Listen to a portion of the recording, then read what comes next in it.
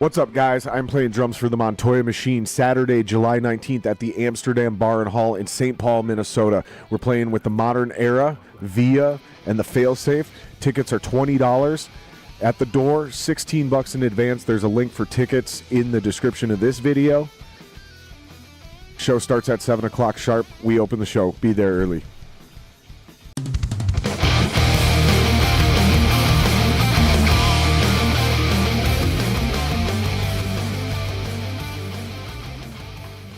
And we are live, gentlemen. Thank you guys so much for being here, sirs. Yeah. To everybody who doesn't know you by name, I thought we were only having two of you. Yeah. Okay, so I'd only put two of your names on there.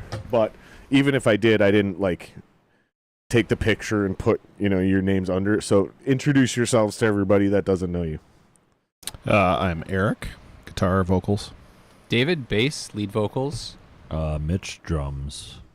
It's always the drummer. Mitch, drums. Smooth. I saw you guys at the Skyway Theater at the last show in April, and I was blown away. It's funny because as a drummer, I think a lot of us, it's really easy for us to go one of two directions. We either fanboy every drummer in town. You're like, oh, you're great. And it's or the other thing, it's it gets very competitive and everybody's like, fuck that guy, Yeah. And I'm not really like that. I just kind of try to be honest and just kind of say how it is. I think you're a beast. I think you're awesome. I watched you guys. I think your whole band is awesome. I think you guys are super intense. Appreciate it. Thank you. It's a cool thing. I like what you guys got going. So tell people where this idea came from. How did this bizarre, very specific, but also very bizarre idea come to fruition? Sure. So I was going through a divorce and living as Fester in Dave's attic. And Uncle Fester? Yep, that was definitely Uncle Festering it. Yep. Looking out the windows at night like a creeper. You were actually looking out the windows like a creeper. Yeah, there's a really weird... It's a good view. It's a great from view that up attic. there. You just see fucking everything. But we were jamming downstairs one day, and we were like, we should do a cover song. And Dave wanted to do a Trap Them song. So A what? Trap Them. Really, really good band. Oh, okay. No longer around. Trap Them. Yes, Okay. Trap Them. Look them up. I just wanted to make sure it wasn't a genre of music I had. Oh. You said it kind of quick. It was trapped. I thought it was Trapdom or something. Yeah. I'd never heard of before. I Yep. just wanted to make sure. It's all good. Yep. So we I'm did. pretty stupid sometimes. So So we did the cover, and we were trying to figure out vocals, and I told Dave, you should do vocals. And he gave it a go, and it sounded fucking incredible, and I said we should probably do a band. And that was kind of where it all started. Yeah. You want to elaborate after that? Yeah, so I've been a front person for many years back in the 90s and early 2000s. So I quit doing lead man stuff. stay close to that mic. Oh, yeah, there you go. Is that There better? you go. Way better. So I've done the front man thing. It's a pain in the ass. I didn't like doing it. Sucks. It sucks. Everyone wants I'm to talk glad to I you fucking quit. all the time.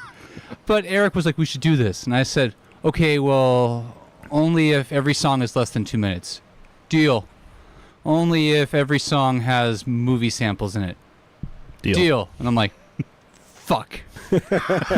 And so we just tried. And it turned out putting creative constraints around yourself as a musician can be a really good thing to do. Yeah. It also completely ruins your brain. Because So by you mean creative restraints is here's a formula, we're going to stay within this lane. Yep. It's kind of, I don't want to say a gimmick, but it's kind of like the musical version of a character. Yeah. Yeah. This character, this thing, this entity wouldn't do that. So as cool of as an idea as that is, Yeah. it's not within what this thing does. Yep. Is that accurate? I think that's a fair thing to say. And one of the bands I always enjoyed in high school and even into my adult years was a band called The Locust. Yes. These guys were famous for songs that were typically under a minute. Okay. So this whole thing is it's like a fucking jewelry All store yours are robbery. under 2?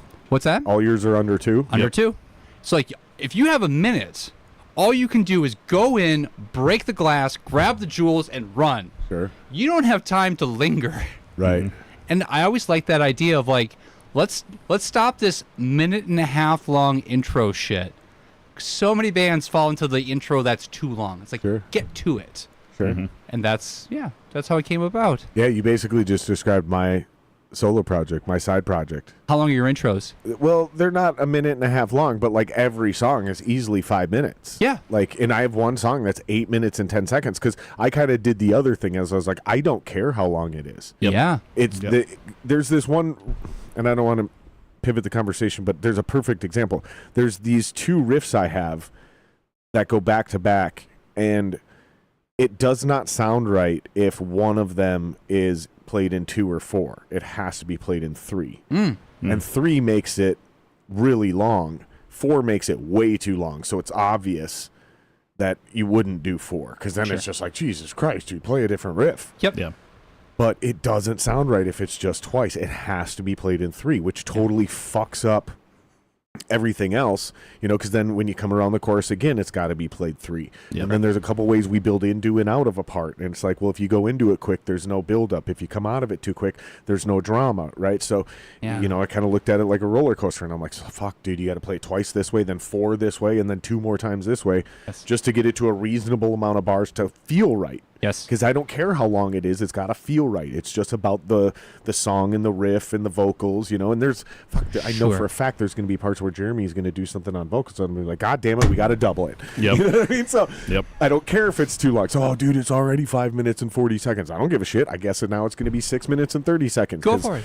Jeremy just wrote something so profound. We're expanding on that. I guarantee you that's going to happen. So I think it's fun when you set out and you put some sort of formula on the table, like this is kind of our constitution, this is kind of our process, and how we're gonna especially when a problem rises, right? And you're like, well, how do we deal with this? It's like, well, let's refer to our game plan. You got it. When this problem pops up, we do this or this or this. Yep. Especially if it's pre-discussed and already like exampled. Well, we went through this before. We just do this again. And it's the best part. It's kind of fun, dude. There's also no debate. Yeah. Right. You don't have to have that fight where someone wants it longer and someone wants it shorter. It's a little abstract. Let's give people an example. Give us an example of what we're talking about right now in your band.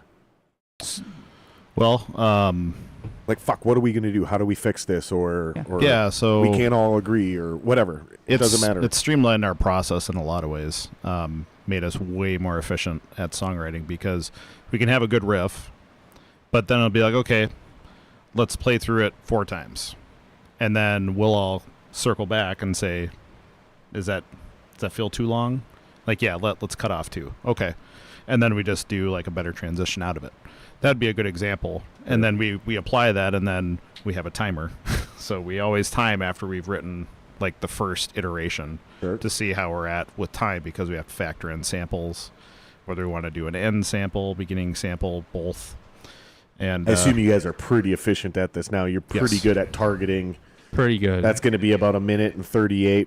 Pretty Add in good. the samples. We're coming in at 1:57 probably. We tend to know, and what's important in our writing process is that I don't think any of us ever gets fully committed to any idea. Yeah. Because we know it might get cut.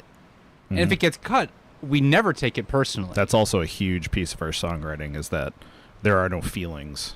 If it's a good riff, if it's a good drum part, sweet. If it's not, whatever, we'll move on. Right.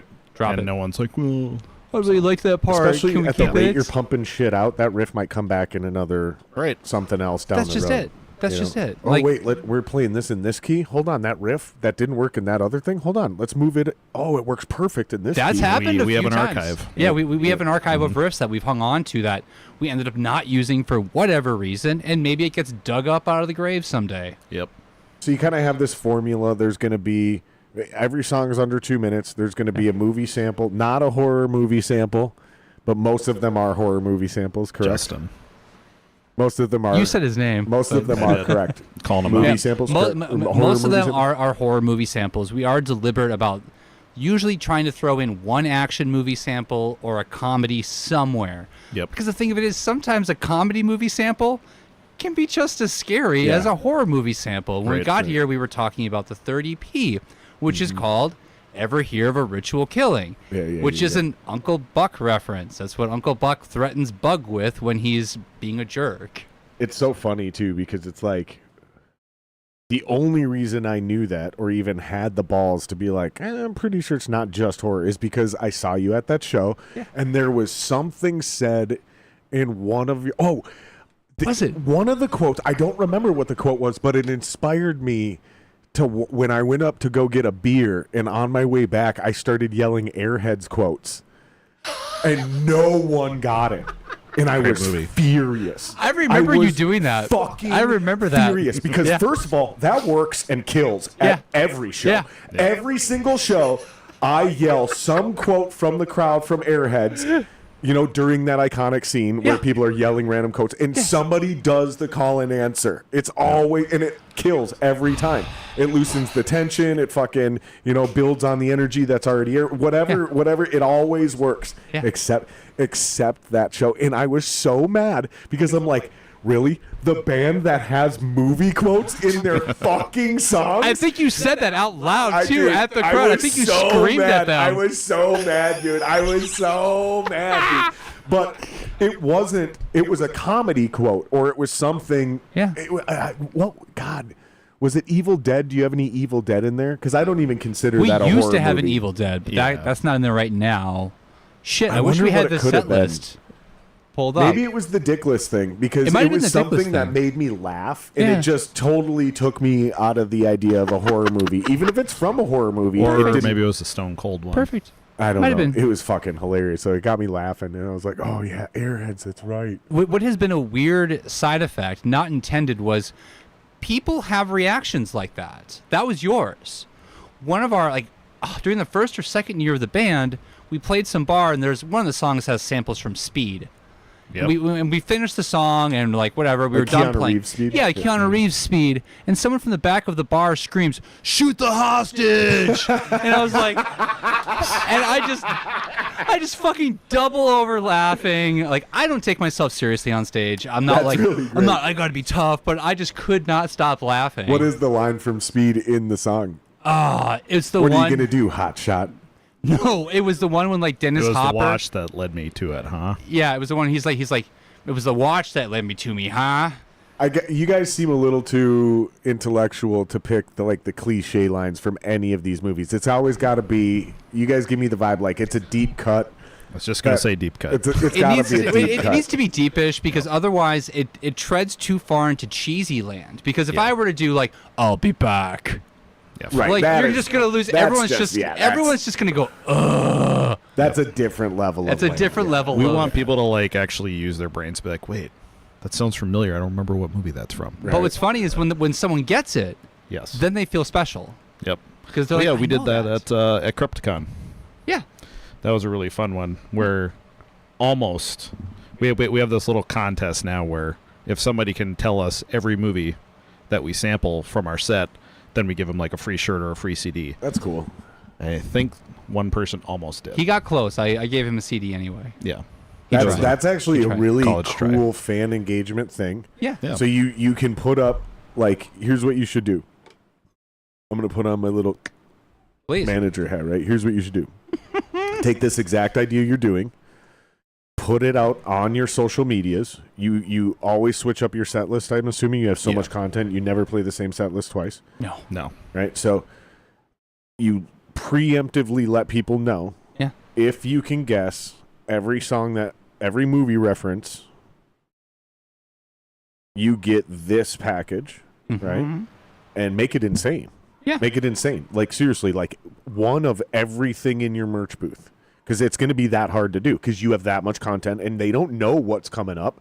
How could they possibly have that? I mean, they better be Quentin Tarantino, but for dialogue, not actors and directors. You know what I mean? So, and then there's always the consolation prize, right? If you can get 7 out of 10 or whatever, it's a CD. So worst case scenario, you're giving away 3, 4, 5 CDs, which probably still isn't even going to happen, right? No. But it's a great fan engagement. It's great promotion. Yep. And the one person who gets that is going to fucking probably be some autistic YouTuber who's going to make a bunch of fucking videos about it. You know what I mean? Which is just perfect promo for you guys. Yeah. It's the best of all time. You should genuinely do that and make it religious with every single show, because then people want to come back because they're like, fuck it, it's like Jeopardy. Yeah. They're like, I'm gonna get them next You time. might win a prize. motherfuckers. Yeah, I'll I'm get gonna you get them next time. Musical Jeopardy. You'll never get this. And Never gonna get this. That's what you should do too when you make the promo. never gonna get this. You'll never get this. and just have it all like in a vacuum packed bundle, you know. Because- Like, But you you'll know- never I like get that. this. But you know the problem is that one day they will get this. Well, and that's fine because it'll be the greatest, longest running promo. Because I'm telling you, Yeah. they will have to Yeah. go to way more than one show. Right. And even if, and I would do this, I would vacuum pack it, right? And then boom, that's the package. yeah. Yep. Because then years later, if it takes 2-3 years, Yeah. that's even discontinued merch. Yeah. Right. So it'll be worth It's it. a fucking. you know what I mean? It's Like- a fucking time capsule. Yeah. It's Yeah. like you can't Yeah. even get that shit anymore Yeah. now. Yeah, yeah. So if we did that, what size T-shirt would you put in there? A large. A large. A large, That's yeah. what I was thinking too. Yeah. Large tends to be the most popular. It's you gotta, right? Yep. Yeah. You know, no Yeah. offense to the big guys. I get it, man. no. But yeah, anything else you're just not gonna sell. Because even a chick can cut up a large and make it cute. Yeah. You know? Absolutely. You have to. You'll never get You- this. I love that movie. I haven't seen that one forever. Dude, when that shit came out, man, I don't know if I think I actually pissed myself a little tiny bit. Did Like, you? I think so. It's one of those moments where I laughed so hard, so many times where I just, bro, from the very opening scene, my name is Borat. I like a sex. And I was just like, what? Dude? Like, what are we watching? Because I didn't know what it was. Well, Like, the beginning. When I was the bit when he's working with the comedian and he's like, "We're gonna do some knot jokes," and the fact that they went back and forth with this tie is not black, and it's like. I don't know. That was the scene that got me. It's just like, dude, for me, it's like the entire first 3/4 of that movie. It only lost me at the end when they tried to like make a movie out of it and put a Yeah. story in it to wrap Yeah. it up. Except for the very end when he kidnaps Pamela. I was going to say, No, they was that- redeemed themselves. was that real? Did he actually kidnap I Pamela and don't she remember. didn't know? I don't remember Okay. if it was staged or not. I can't recall. We should have our experts Google it. while we talk. Producers, pull that up. Producers, pull it up. Fact check it. I love it. Was kidnapping Pamela Anderson staged? I'm literally In watching It was the staged? Google happening. We're working on it. Okay. The Awesome. Google's Googling right now. They'll get back to us. Yeah. ChatGPT. Hurry it up, or I'm going to replace you with AI. Yes. It was staged. It was staged. It had to be, dude. That's was so staged. dangerous. I was gonna say because no way Pamela Anderson goes anywhere without an entourage of bodyguards. Right. No fucking way. Oh, she was accidentally injured, though. On, Yeah, on the second take. He dropped her or something. I think. Also contributed to Pamela Anderson's divorce from Kid Rock. When Well, that was a good idea on her part anyways.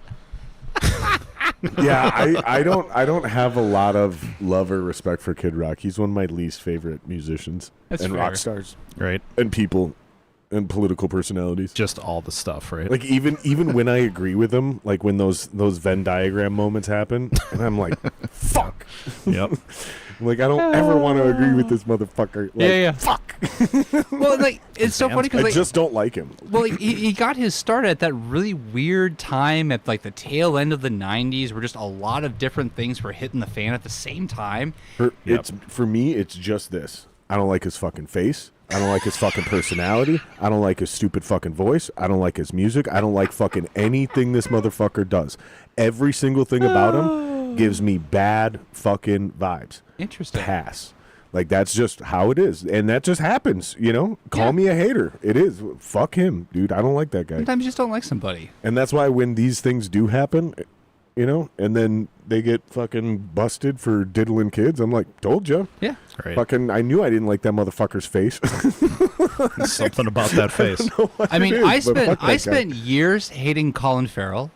See, I don't say For- I don't hate him, but I don't fucking like him. No, I don't hated. fucking like his I face. hated Colin Farrell because he kept being in all those remake movies. Oh, really? Yeah. I didn't know Pull you up a hated him. picture of Colin Farrell because I remember the name. I can't place the Yeah. face. One of Let's my hope I- favorite let's hope I got scenes the from name True right. Detective is with Colin Farrell, though. When he beats up that bully's dad. Yeah. Oh, Colin Farrell. Yeah, I hated great him. actor. I hated him Great I actor. hated him for years. Pretty but annoying. But then he started doing good things, and I was like, I Yeah. think I like this guy. Then he did that Penguin series on that's HBO. crazy. If you haven't seen Penguin, like holy shit, it's in. I've watched it twice already. It's so hard to believe it's him. Yeah. It's so hard. 'Cause- Have you seen 'cause- the movie? No, I need to. Dave's been telling me to watch it. You haven't seen ever the since he- Batman? No, the It's the same character. Yeah. Oh, really? They And took the Penguin character and gave him a TV show because he's that good. Yes. It's Okay. fucking awesome. Yeah. You would, and honestly, dude, you would have zero. The TV show is so good, you would have zero knowledge that you're watching a superhero or a Batman or a DC, Yeah. anything at all. You Yeah. could Nice. watch it completely on its own. Yep. And just think you're watching a mob thing from a weird universe that you don't really know about. Like you can tell it's not real, but it's also like very grounded. Yeah. That's the best I could do to explain it. I think you hit the nail right in the head because it tiptoes into fantasy a little bit. There's And references. it has a little bit of the lore, but Yeah. there's not a Batman coming in. There's not the comedic entourages of bad guys wearing matching uniforms. Like it is a There's real references, but it's There's very references. like it's more Sopranos than it is Absolutely a superhero movie. Well, I do love it's it. or very even closer to The Sopranos. Wire almost, you know. Ooh. Oh, yeah. That Because was it's kind of a dry and slow burn at times. You know, that's why I said The Sopranos because I'm thinking that kind of crime drama. Yeah. Both The Wire and Sopranos are great shows. I actually never finished The Wire. I watched like the first 2-3 seasons, and I don't remember what happened. But I heard it's one of the best shows of all time as far as the endings go. It is, but you need to 100% watch the show. You can't be on your phone while watching because it Yeah, like requires any your of full those attention. great shows, Yeah, yeah. it requires your full attention because you will miss key dialogue Right. because it's not boom. Yep. It's like ba ba ba ba ba. And It's that like was Game of just Thrones. and like that was the line of the Yeah. whole season and you missed it because That you was were Game on of Twitter. Thrones. Yeah, Game that of was Thrones. Game is of that. Thrones. Yep. That was exactly Game of Thrones. I was Yep. like, oh shit, that was a reference back to season 2 when Yep. old dude got kidnapped. Oh my fuck. Oh my god. Like, and no one else got it. I was like, you have no idea what just happened right now. Hodor. So I still use the Hodor joke on people to hold elevators for me, and it's funny to this day. used it at the people Skyway. people will be like, That's fucked "Dude, up, man." that's fucked up, man." And I'm like, "Really? It's been like 10 years Still not over since it. Hodor." So I feel like you're the biggest movie buff out of the three of you. Is that accurate? I would say so. Are you number 2? And then are you just as obsessive? Or are you just super down with the music and you let these guys do their thing? Because being a drummer is tough enough as it is. Spin that mic so it's pointing at you. Yeah, well, yeah. When I talk, I do a little spinning move. Otherwise, I don't want to sit in my face like a. I love. You want to mouth breathe? Well, you can. But yeah, I don't know. I would say we have our. He's seen a lot of things I haven't seen, and vice versa.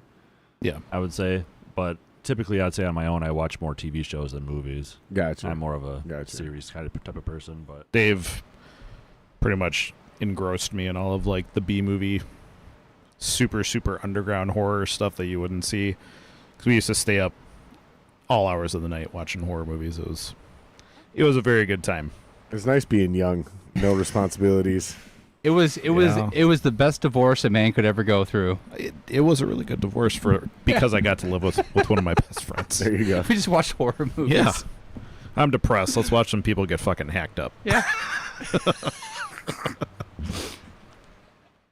My wife I'm the is nerd. a huge horror movie fan. Really? But they haven't obviously kept coming out with great horror movies. So she's like, I think I found my new thing. It's like suspense films is what she's into now. Suspense is good. You know, it's like the next best thing because they don't do good horror movies very often anymore. It's so tricky because when you say that, it's like, well, what is your definition of a good horror movie? And I say that because that value changes for each person. Yeah, for sure. Because, for some sure. people are just like, they like that A24 deep atmosphere, texture, and moody. And then some people say, oh, it's fucking boring, blah. And some people love Saw. They're all about Saw. Saw is the best thing ever. And not my cup of tea. Some people like the zombie movies. Like everyone's talking about 28 years later right now. I'm And stoked for that one. for people sure. people are shitting their dicks. And even on that one, I've heard the it's fucking incredible. This could have been an email. Is what I'm hearing from people. This could have been an email. And so I ask my movie friends, I'm like, what did you think? They're like, perfect? No. Entertaining? Yes. Tonal issues? Sure. It's Yeah. a horror movie. What do you expect? 28 Days Later is one of the best I fully agree. It may be the best zombie movie of all In my time. opinion, it's my favorite. Zombie or horror? Zombie. Zombie, yeah, for sure. Now, I also always have to appreciate George Romero. So I've watched all those. My second favorite is Land of the Dead, actually. Which You're a is, land man, huh? Land's a good movie. I really love it. And I just think it's because, like John I say, is it Leguizamo. because John Leguizamo plays He's like such a this good piece super of shit in that evil movie. CEO dickhead? Yes. No, I'm I sorry. just- No, I'm sorry. He wasn't a CEO. He was trying to get in. He was. He wanted to be with the white collars, Yes. and then he got fucked over. He was the guy that thought, hey, if I do all these things and fuck all these people over, I'm going to be one of the good ones too. Yeah, because he was working for Dennis Hopper, wasn't it? Yeah. Yeah. For their whole zombie killing group or whatever. Yeah. They're looting. They be looting. That first Resident Evil was tight. Yes. The and first also one's really good. one of my favorite soundtracks, which was produced by Marilyn Marilyn Manson made that one, right? Yeah. Wait, he made that soundtrack? In In its entirety. Yeah, yes. he Really? scored basically Yeah, all of it. and- He did and- guitar too, didn't he, for a lot of that? He composed it, Yeah. and he tried from the people I trust. He tried to do what Prince did for that Batman soundtrack. Yes. Yeah. So he tried to do 100% of it on his own with Yep. what he could do on each instrument. Sure. I really like the atmosphere that he achieved musically for that. Sure. Especially like the theme song. I thought that theme song was one of the best for that Yeah. era.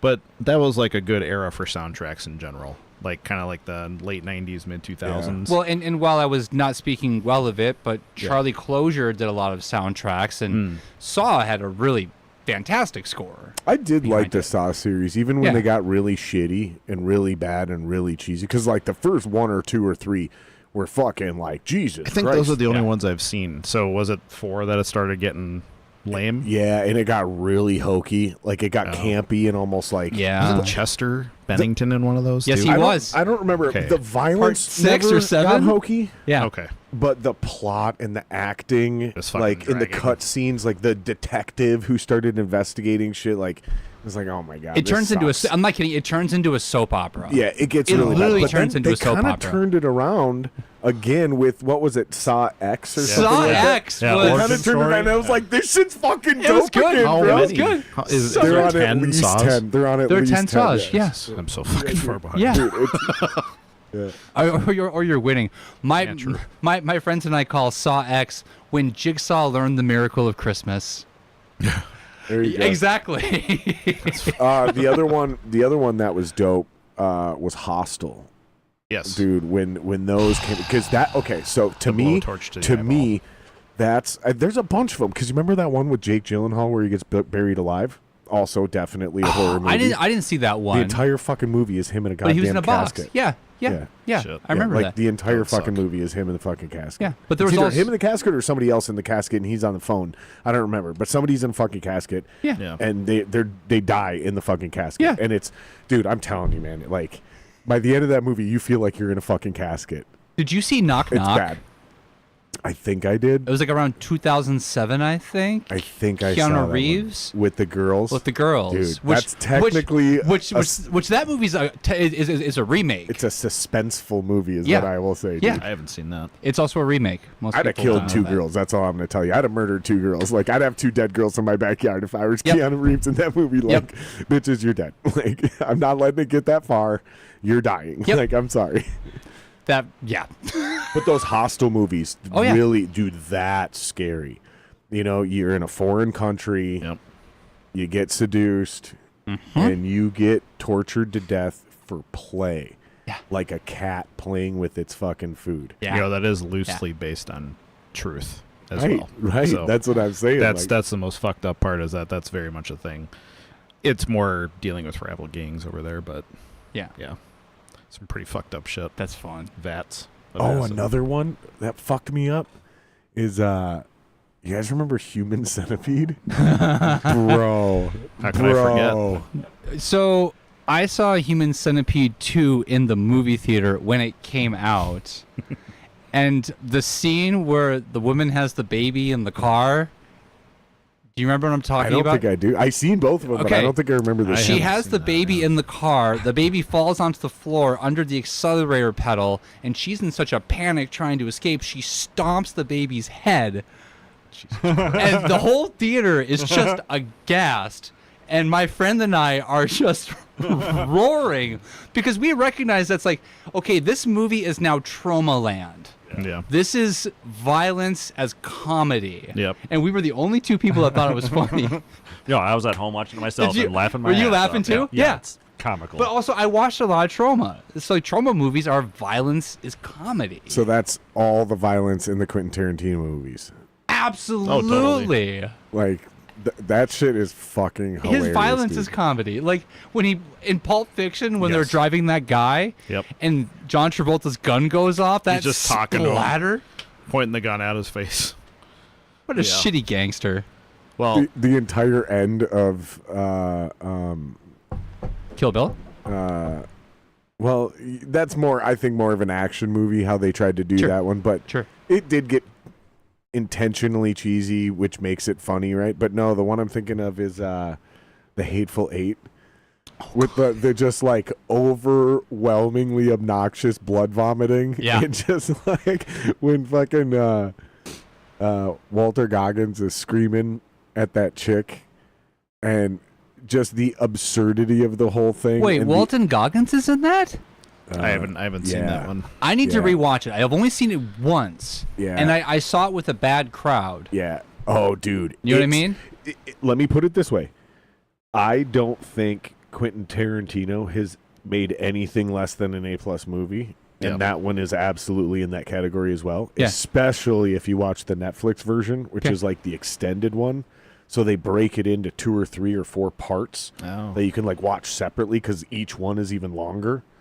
It's fucking badass. It's Damn. awesome. That out. Okay. It's fucking awesome. Love it. It's Love fucking it. awesome, dude.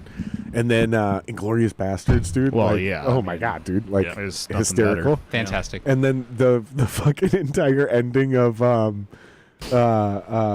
another the thing in Hollywood. I can't remember the name. Once of it. upon a time in Hollywood. I haven't Dude, seen that with the one dog, and he just punches that bitch right in the face. Dude, the whole thing, dude. Like, The Well, fucking the can whole to the movie face. they started- slash his tire. He fucking just punch it, and he goes, "Fix my tire, motherfucker!" Like all of it, dude. Like all the violence in Quentin Tarantino movies literally makes me start laughing hysterically. Like It I don't should. know why. I don't know how he makes all violence funny. It's not just like. Yeah. I think the only thing I never thought was funny was when dude chopped his ear off in Reservoir Reservoir Dogs. Dogs. Reservoir Dogs. I think that's like, Jesus Christ, this guy's a psychopath. Everything else though is hilarious. I don't know how. I don't know why.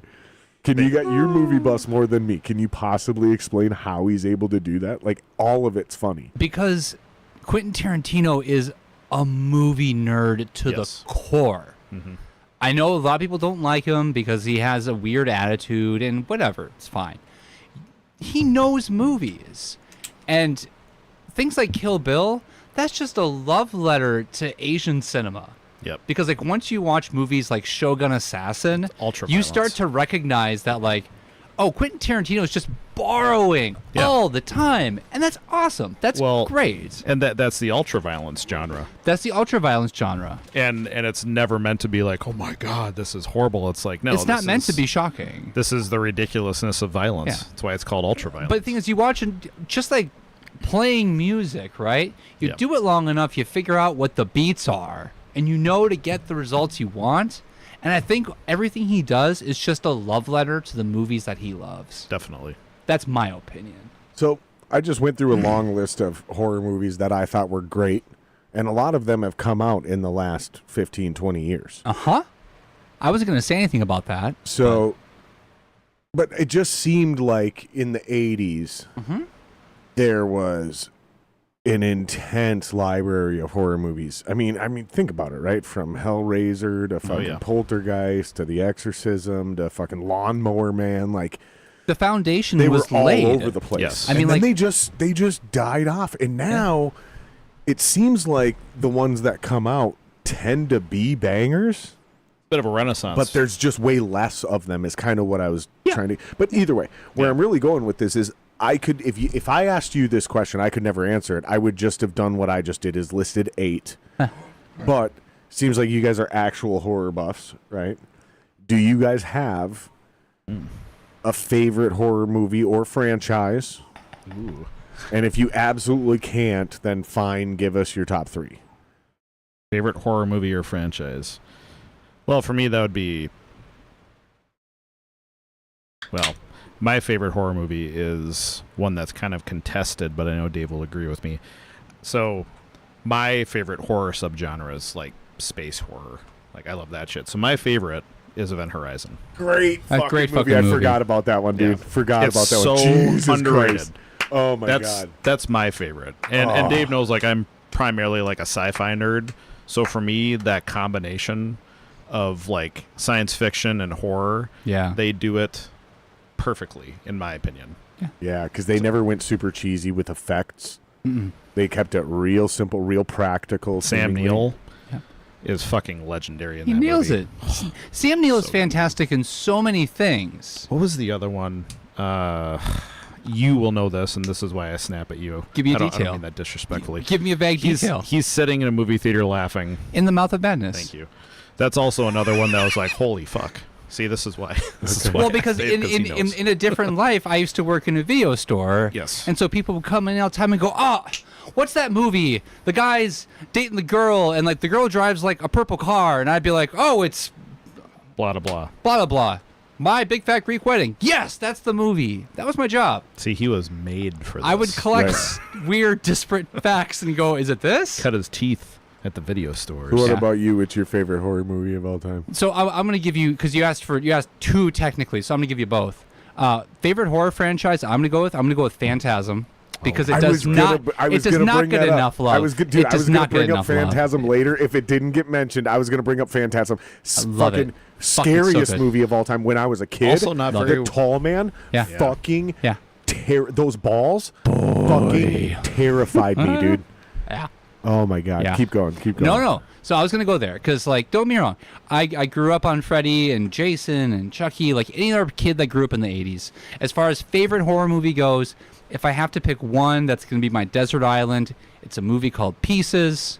Ah, yes. It was made by a guy named J.P. Simone. Okay. If you read the bio, I'm not sure if you did, but it says something like blood, death, semen, something. I did. I forget what the I read quote it. was. I just read it That's and I what went. he said. I Damn went. it. I should have "These memorized it." fucking weirdos. And then I just it was pasted it was in there and him. fucking- It was him. So if you read the quote, that's from him. But no, Pieces is this movie where all the advertising, it's like Pieces. It's exactly what you think it is.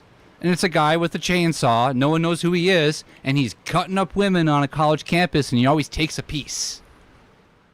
And so it's like everything about it is like you don't have to go to Texas for a chainsaw massacre. Yeah. Like everything about it is just cheese core. Okay. But the whole movie is just red herring after red herring. Like you basically, they make you think anybody's the killer. Right. But it's so cheesy. It's fantastic and Right. beautiful and gory as hell. Yep. Why hasn't Phantasm been rebooted?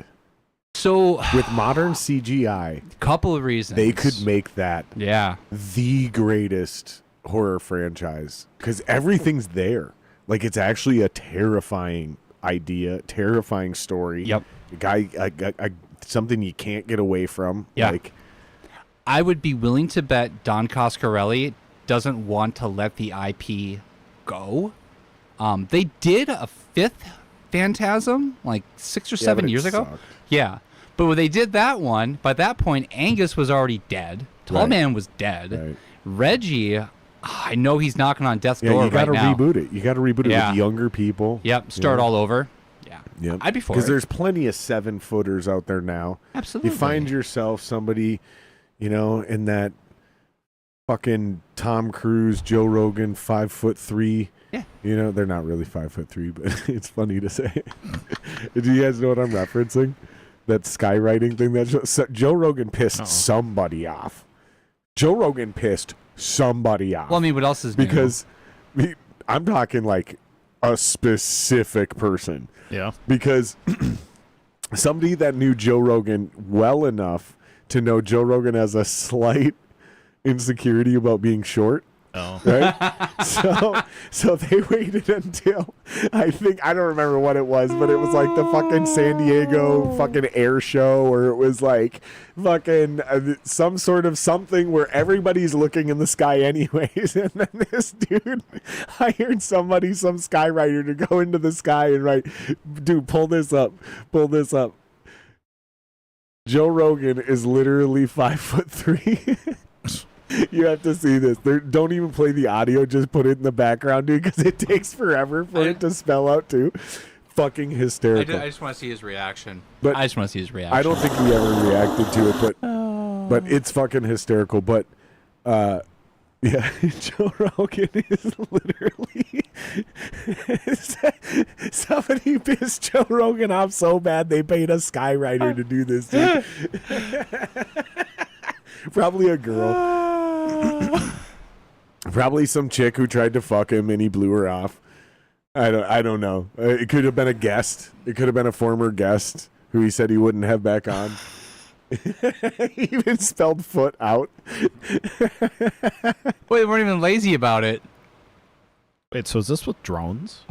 I think this is with a plane that has like a thing that flies behind it. Oh, I was gonna say, like, that is really fucking good. So now they can do it like a dot matrix style print instead of like I'm more impressed with the shit. Technology. Right? But the pettiness to have that done. But that's why I made that joke about Joe Rogan being 5'3". But if you can find any guy now who's 7 feet fucking tall, that was super rare back then. Absolutely. You get anybody who's, like I said, not 6 feet tall. Yeah. You know, and then especially with framing, you don't even need to do CGI shit. But like the way they did the Lord of the Rings, and they made Gandalf an insanely tall guy. Yeah. They didn't always put him on stilts. I think they did a couple times when they needed to, but I think for the most part it was just framing, right? Forced perspective is a hell of a thing. Is that what it's called? Yeah, I believe so. I'm sure someone will correct me in the All comments. the hobbits were there at their actual size. Yeah, Google that. How did they get Gandalf to look so tall in Lord of the Rings? We're making See you what work AI tonight. calls it. Red Bull. Forced perspective. Yeah, that's exactly what it is. Yeah. Who's the movie nerd? There you go. This guy. What about you, dude? What's your favorite horror shit? I don't know, man. Growing up as a kid, Nightmare on Elm Street was always like I'd run home from school. It's a classic. Yeah, and I'd have dreams about me and Freddy running around trying to kill people together, like we were best friends. So, as far as the look goes, I think Krueger is the scariest horror villain, Especially to a time. child. The burned face, though, Yeah. way scarier than an anonymous mask in Jason or Pinhead or any of those fucking idiots. Yeah. Yeah. I think Krueger was the worst, dude. I mean, some of those movies are real stinkers, but yeah, I don't know. Your favorite again, is, the first couple. Yeah. Isn't your favorite Dream Warriors? 4. 4? Yeah. Which Dream one is Master? that? Yeah, Dream Master. Dream Master. Okay. The first couple were so good that when I was old enough to watch them and really understand them outside of just being a scared baby, they were still really good movies. Absolutely. Whereas for some reason, almost nothing ever does that. Usually you see a movie when you're a kid, you're like, oh my God. Comes on when you're 18, 21. Yeah. You watch it again, you're like, oh, I love this movie. And you're like, this fucking sucks, bro. But those first Nightmare on Elm Street movies, the first 2 or is it 3? I know it's the first 2. I would argue through 3 is where most people consider it to be the best. The thing of it was, though, is that Freddy got MTV'd. Yeah. And that's when he started getting funny and telling jokes. And some people love it, some people hate it. Yeah. Do you like Funny Freddy? Yeah, I do. Are you a fan of Funny Freddy? Yeah, but I mean, I was a kid. 41. Okay, so you and I are basically the exact same age. How old are 43. you? Yeah. 39. Okay, so we're all basically the exact same Yeah. age. We would have literally went to high school and hung out with each other. Yeah. Yep. Right. So yeah, we're all kind of, and that's what I mean is like, because when those movies actually came out, I was too young. Yeah. Like the first one, when did the first one come out? 79 or 81 or some shit like that? 81. Yeah. 81 or 82. I wasn't even around. I'm 84. Yeah. So like I don't even have the chance to watch that. So I watch it when I'm 5, 6. Scares the shit out, the absolute shit out of me. I think I watched it on the same fucking night I watched E.T. for the first time. You know, because you're finally old enough to comprehend what's going on. What So a whirlwind of I think we went to a emotions. drive-in movie theater, and I think we watched E.T., and they're assuming all the kids kids are gonna pass out, and then we're gonna play Freddy Krueger for all the people who want to bang, right? Like, because that's what drive-in movie theaters were all about. Yep. God I bless didn't go him. to sleep. God I got bless the him. shit scared out of me, and I didn't fucking sleep all goddamn night, dude. I was, right, so I was high on adrenaline, fucking looking up in the sky for ET, and all of a sudden, Freddy's fucking melted face ass is on this big screen, and it's on my car stereo, so it's way fucking louder. Like, it's not just the TV, dude. I didn't fucking sleep all First night. Freddy movie? The first one? I don't remember, Shit. because again, I'm just too young. Yeah. I'm 5, Yeah. 6 years old, For sure. But my point is then I watched it again when I'm 18 years old. I'm like, these are fucking really good movies. Like, this is terrifying. Yeah. Like, Yep. because now I understand how he like moves in and out of dreams and uses fear and like you can easily defeat him, but not knowing you can easily defeat him is how he continuously, because once you stop believing in him and blah blah blah, it's like, Yep. dude, this is really well written, like horrifying shit. Yes. And I think that's ultimately what it takes to make a good horror movie is like Yeah. make it believable, Yes. make it like fucking unavoidable. Yeah. Like you got to put this thing that you can't get away from it. You got to make it. It can't be a slow zombie. Yeah. You know, as much as I love those old cheesy movies, slow zombies yeah. are fucking not scary anymore. One, Yeah. of the, one of the coolest things in the first Nightmare, and it comes back a few times, was the scene when Nancy's running up the stairs to get away from Freddy, and she puts her foot in the step, and her foot gets stuck in this, like, glue. I mean, it was oatmeal is what it was, but Right. she can't get up the stairs very quickly because she's running in slow motion. Yeah. And that is such a primal thing, I would argue every human has experienced in a nightmare, Yep. is trying to run away from something scary, and you literally can't run. Kinda And like you're sleep trying. paralysis. Yeah. Yeah. But you make these things relatable, they connect with people. Yeah. What about shit that's not in the horror? Is it just horror for you guys, or is it all movies? I'm pretty all movie. Yeah. So, what's I'm your pretty- favorite non-horror Oh, Jesus. franchises? I mean, for me, it's Terminator. Terminator. Hands down. That's a great one. Yeah. Mhm. I'm a sucker for anything time travel Sure. or Yeah. end of the world, Yeah. Yep. apocalypse shit. Yeah. Yep. And they grabbed 2 of them and smashed them into one. Yeah. So that's an all-timer for me. Back to the Future is probably my favorite. Oh, That's a those good are one. so good. Those are so good. Please never remake those. You'll never do it right. Don't even try. I don't think they even can. I don't think an audience They're would trying. accept anybody that's not Michael J. Fox, and I don't think Right. Michael J. Fox can do it anymore. No. No, unfortunately. Absolutely not. Oh man, that's a good choice. Back to the Future, like all 3 of those was like really poignant for me in my childhood. Yeah. Yeah. It was Yeah, me like too. just really like got you thinking about like deeper shit. Yeah. Well, Yeah, for sure. well, the fact that your choices have consequences Right. that echo through time. And you Butterf- can cause your own butterfly problems. effect. That was the big thing for me is you can cause your own problems by going back and trying to fix shit. Yep. Like sometimes you just got to play the hand you're dealt Yep. and just keep moving forward because you try. Same thing with like that movie, The Butterfly Effect. Yep. Which is not anywhere near my favorite, but it is a great time travel movie. Maybe one of the best time travel movies of all time. Yep. It's definitely Yep. doom and gloom. Like, oh fuck, I really fucked shit up. Every decision you make just makes it worse. Yep. Just stop trying to fix everything. Doesn't dude. he end up just killing himself because he realizes that? Isn't I that don't what it is? remember. I don't remember. I think he figures out how to get back to the beginning and then just leave everything the way it was. Yeah. But I might be making that up. I haven't seen him since it came out on a home video. But if I remember right, he kept going back, and every time he went back thinking he would fix something, he just fucked things up even made it more. worse. It made it worse every time. Yeah, because it started to go back where he went and he did like something and it made it awesome. Yeah.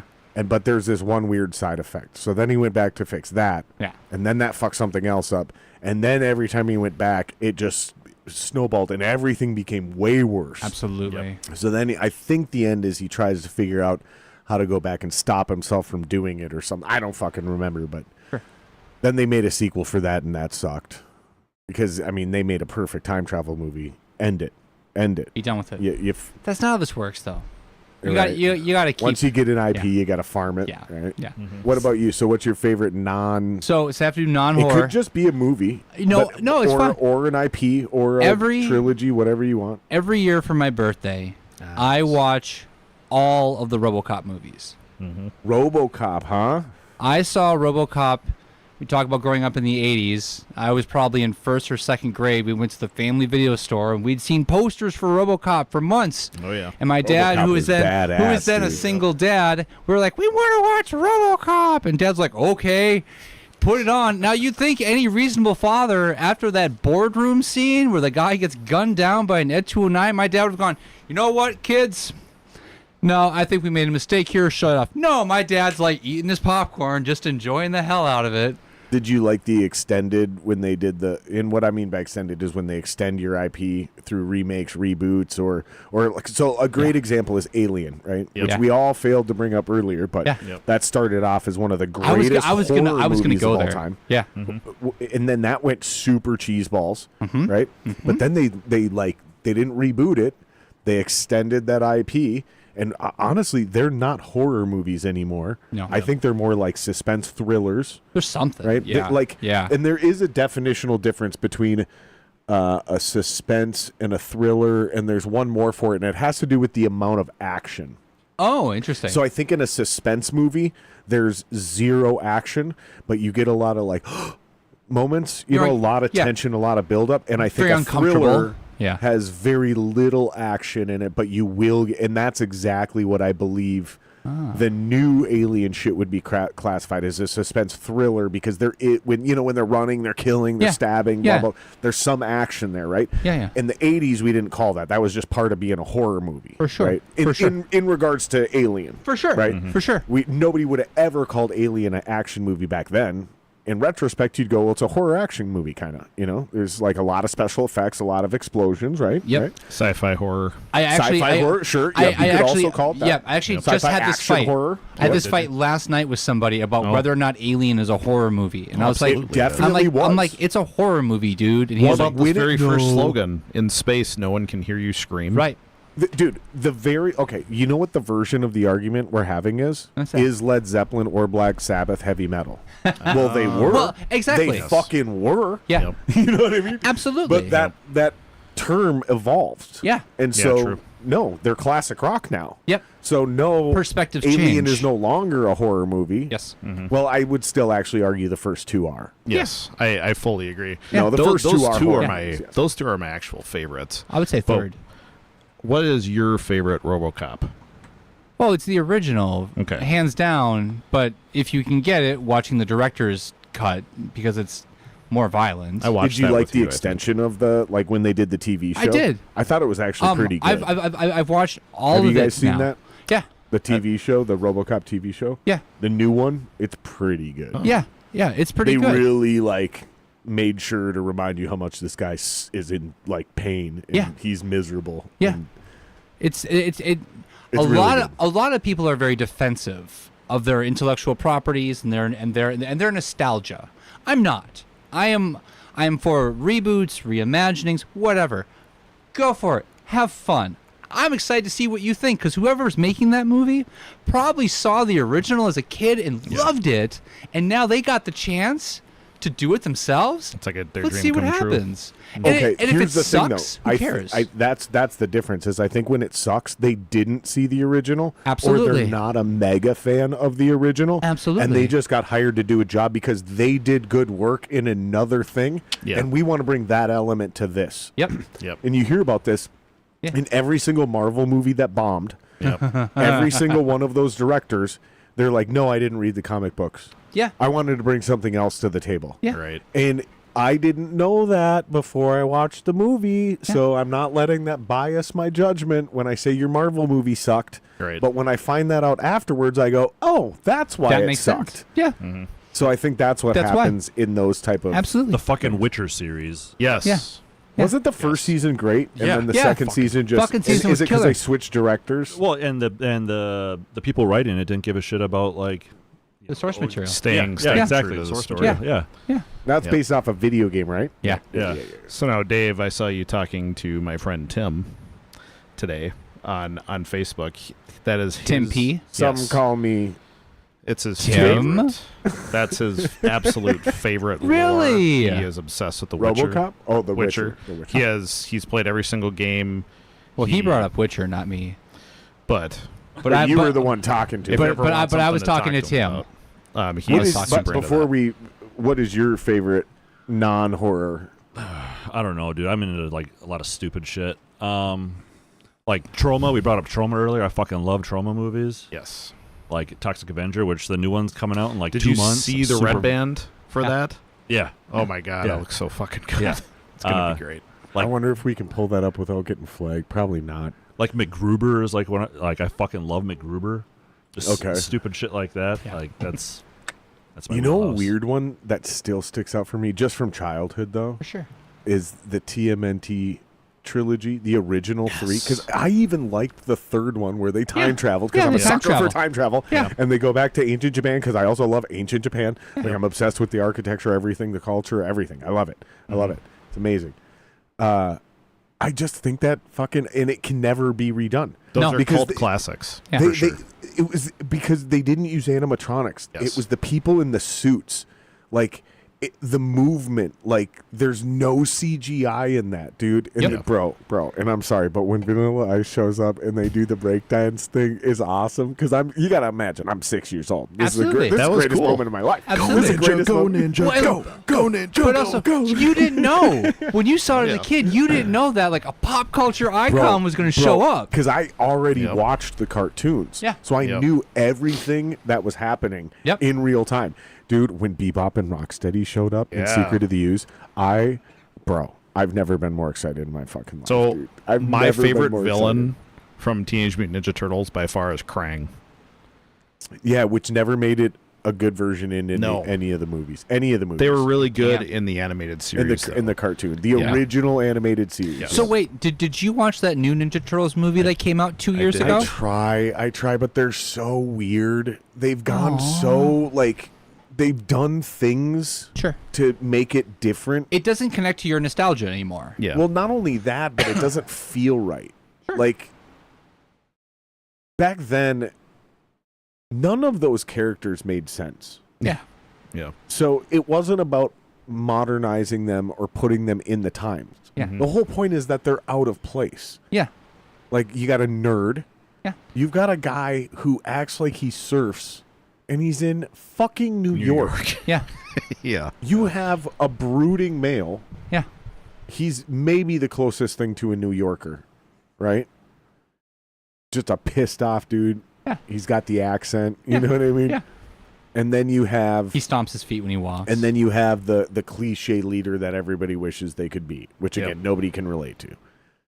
So every time they've tried to modernize this and redo it, they Yeah. try to like hippify these characters, Yeah. and it never works. The only reason it ever worked is because these are kind of like stereotypes, and it worked because they were turtles, not people, Yeah. including Splinter.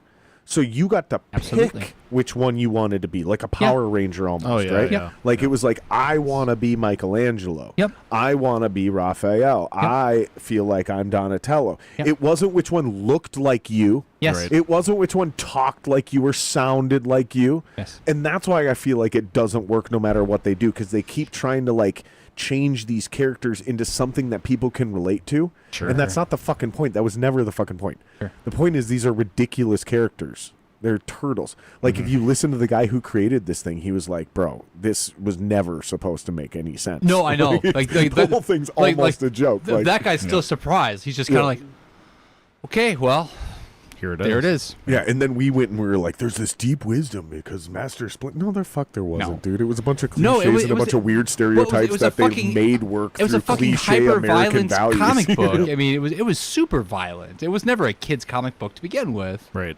But As long as you don't kill people, we can sell toys. And they were like, "All right, well, got listen, it." Casey Jones Yes. killed Shredder, not the turtles, so it's That's okay. my favorite character. That's my Same. favorite part. Casey Jones was awesome. Shredder Do you falls guys to the remember dumpster. from the TV show? There was the rabbit dude, the mutant rabbit. He was the most badass. Bonsai something. Yeah. Bonsai Bunny? I had the toy. Was it Bonsai Bunny? Look this up. Who is the rabbit from the Ninja Turtles commercial or cartoon? That I had the toy. I had the action figure. Yeah. He had like blue pants, like blue armor. Miyamoto Usagi, That might be right. a rabbit Ronin, who Yeah, appears in the that comic sounds book right. I series think you got it right. and has also been featured in the Teenage Mutant Ninja Yeah, Turtles. yeah, That's that's the same him. thing. Yeah, Yosagi Jimbo.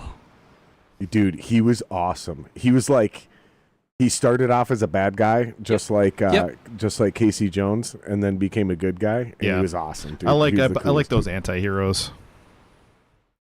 But speaking of like really cool original animated series, I really loved the Ghostbusters original cartoon. The A real lot. Ghostbusters? Yeah, I really liked that, That's a good one. and I had all the toys. Ghostbusters was dope. Yeah. Too. Yeah, What's That's so that? fun. There's lore that is it Ghostbusters and another IP are in the same. same universe. Yeah. I'm not familiar with this. Is it Ghostbusters and Die Hard? I haven't heard that, but That would be a twist.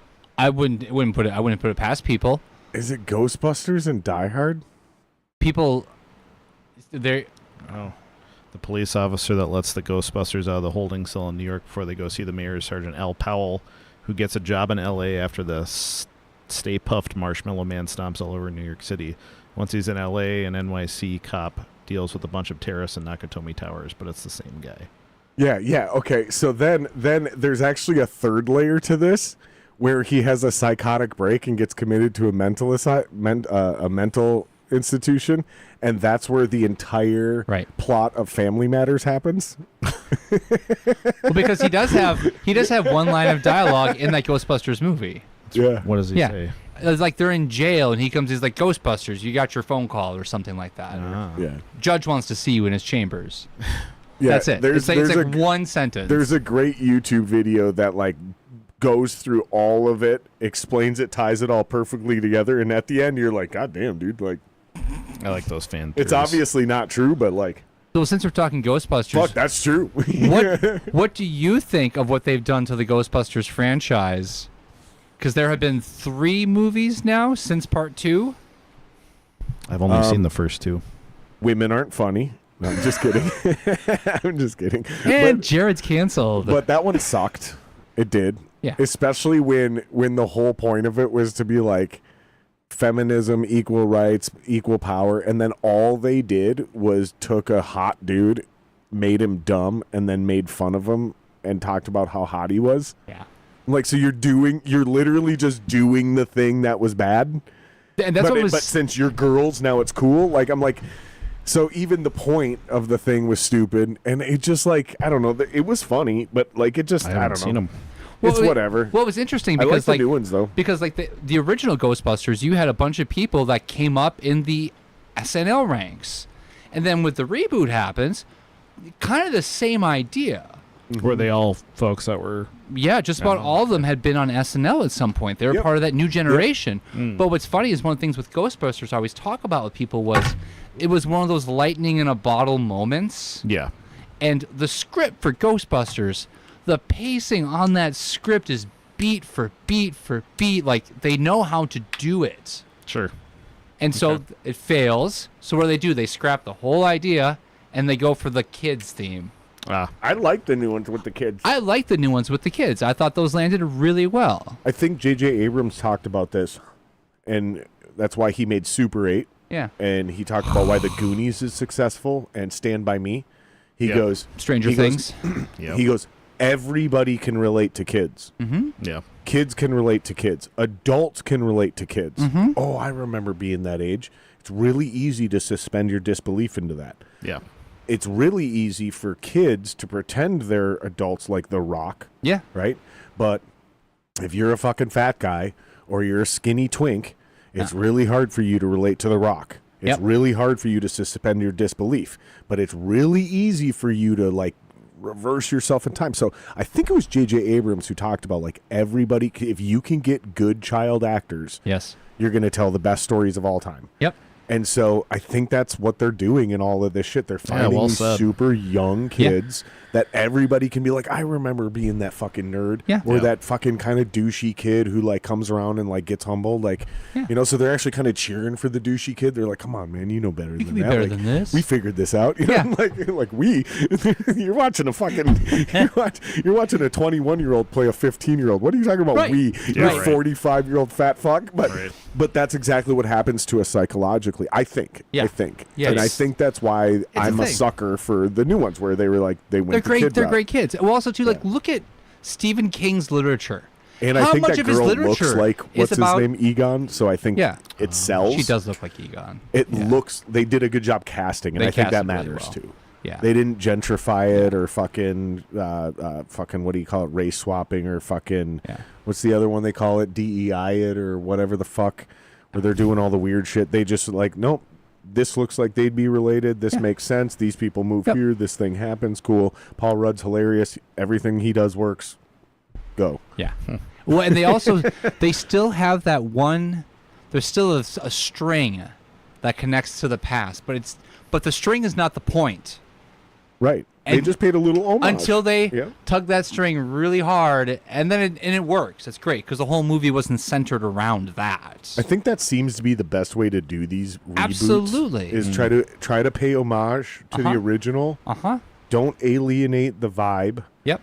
Right? Because that's the other thing I think that makes a lot of sense is some of the special effects that they use look like they did in the original series. It doesn't look like it's out of fucking the new Harry Potter shit with the laser 100% magic wand thing. Like, yep. They did it on purpose. They like literally went back and grabbed some of that old effect stylings. Yeah. I know. I don't know a lot about it, but I read an proton pack article lasers. about, Yeah.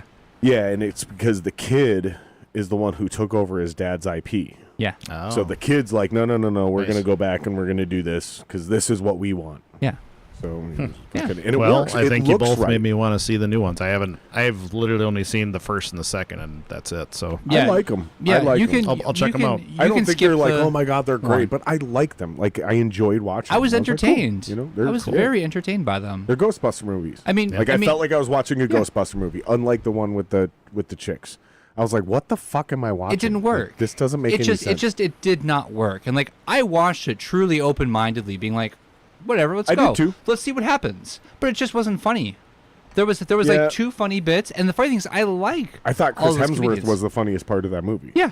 The stereotype he played. He leaned into the dumb, pretty secretary was this role. what was this like during the time that he was doing Thor and all that too? Yeah. or- It's oh, right okay. about that time. Yeah. Right Okay. about that time. Yeah, so he basically plays the Annie checks Potts out. character, Yeah. but Okay. but Yeah. a dumb version of Annie Potts, Yeah. and crushes it. Like he leans into it super hard. You don't need to watch that one. Just jump to the one that came out like 4 or 5 years ago. Yeah. Yeah, Well, what and I is it, could like. I can talk for hours about Terminator. Finn Wolfhard is in it. so- I like the new Terminators too. Yeah, like I think they're great. They again Terminator, same version of the story we were talking about earlier. Yep. Yeah. First two, epic. Yes. Like if you're Will if never you're be beat. sending Can't go wrong. two movies into space Yeah. to explain the greatest art ever made by humans, one could argue it should be Yes. Terminators 1 and 2 Yep. back to back on a single disc. Yeah. Yes. So they don't even know it's two different movies. Yep. Just like no credits in between the first one. Send it out on a golden disc and be Well, like, because it actually it followed the same timeline. yeah, and it Yeah. perfectly encapsulates the human dilemma of like replacing ourselves and Yep. again going back and trying to fix everything, but creating the loop that you're in, or vice Exactly. versa, and like Exactly. it's a perfect movie. It's a perfect story. Yep. The third one, No. the Third one fourth made one? me angry. Fourth one I liked because they tried to do something very different. Because you mean the one with Christian Bale, right? Terminator Salvation. Terminator Salvation. So that was this 4. is where I get confused real fast. It's 4 Okay. and 5 Okay. because I liked 2 of them. I Okay. did like the one Okay. with Christian Bale, That but was- just because I'm a Christian Bale fan. Yep. Not because it was a perfect movie. Sure. And I also liked the one with the dude from Avatar. Terminator Genesis. I think that is the one. Okay. Yeah. But then immediately hated the one, I think right after that. Dark Fate. Dark Fate. Yeah. I hated Dark Fate but I because liked they the show. deviated. I liked the show a lot. What, Sarah Connor Chronicles? Yeah, I liked the You know what? Chronicles, dude. I just was recently reminded of how one of the greatest crimes in TV history was that they cut off Sarah Connor Chronicles. Yeah. Right when it Writer's was like, strike. it was like right at that Pumping. spot. And it was pumping, dude. Like Shirley Manson was showing that she was a T-1000, and you're like, here we go. Dude, it Show's was- done. Did you watch it? Show's over. No. It was awesome. I need to So buy good. it. I want to buy it on eBay because I think that's the only way you can watch it now, right? It's not streaming Yeah. anywhere. But maybe. Yeah, you're probably right. Yeah. Yeah. I'm sure if you have an eye patch, you can figure it out. Yeah, that was Cersei Lannister playing Jessica. Goddamn right it was. Sarah Connor. Yep. Dude, it was honestly like Yep. the first season's like okay. Yeah. You know, it's good, but whatever. Yeah. second season, by the end of it, you're like, yo, Yeah. this is fucking awesome. Boom, writer strike happens. Yep. Canceled. Yep. It's just, and they didn't Damn. even cancel it. That It's just sucks. one of the shows that everybody moved on. Yep. So it never even got put back on the table. Like, Yep. hey, when are we coming back for season 3? Yep. It never got canceled. It just disappeared into the ether. Just There's like another just one. like Heroes did that. Firefly. V did that. Firefly did that. Heroes went to shit though. Yeah, at the end of Heroes, it was kind of like, oh boy, you guys have written yourself But into quite a hole. First 2 seasons of Heroes, awesome. But the question I wanted to ask about this, and why I wanted to get off the horror thing for a second, is I wanted to bring all of this back to how does this musical fandom specifically and individually influence your writing in this band?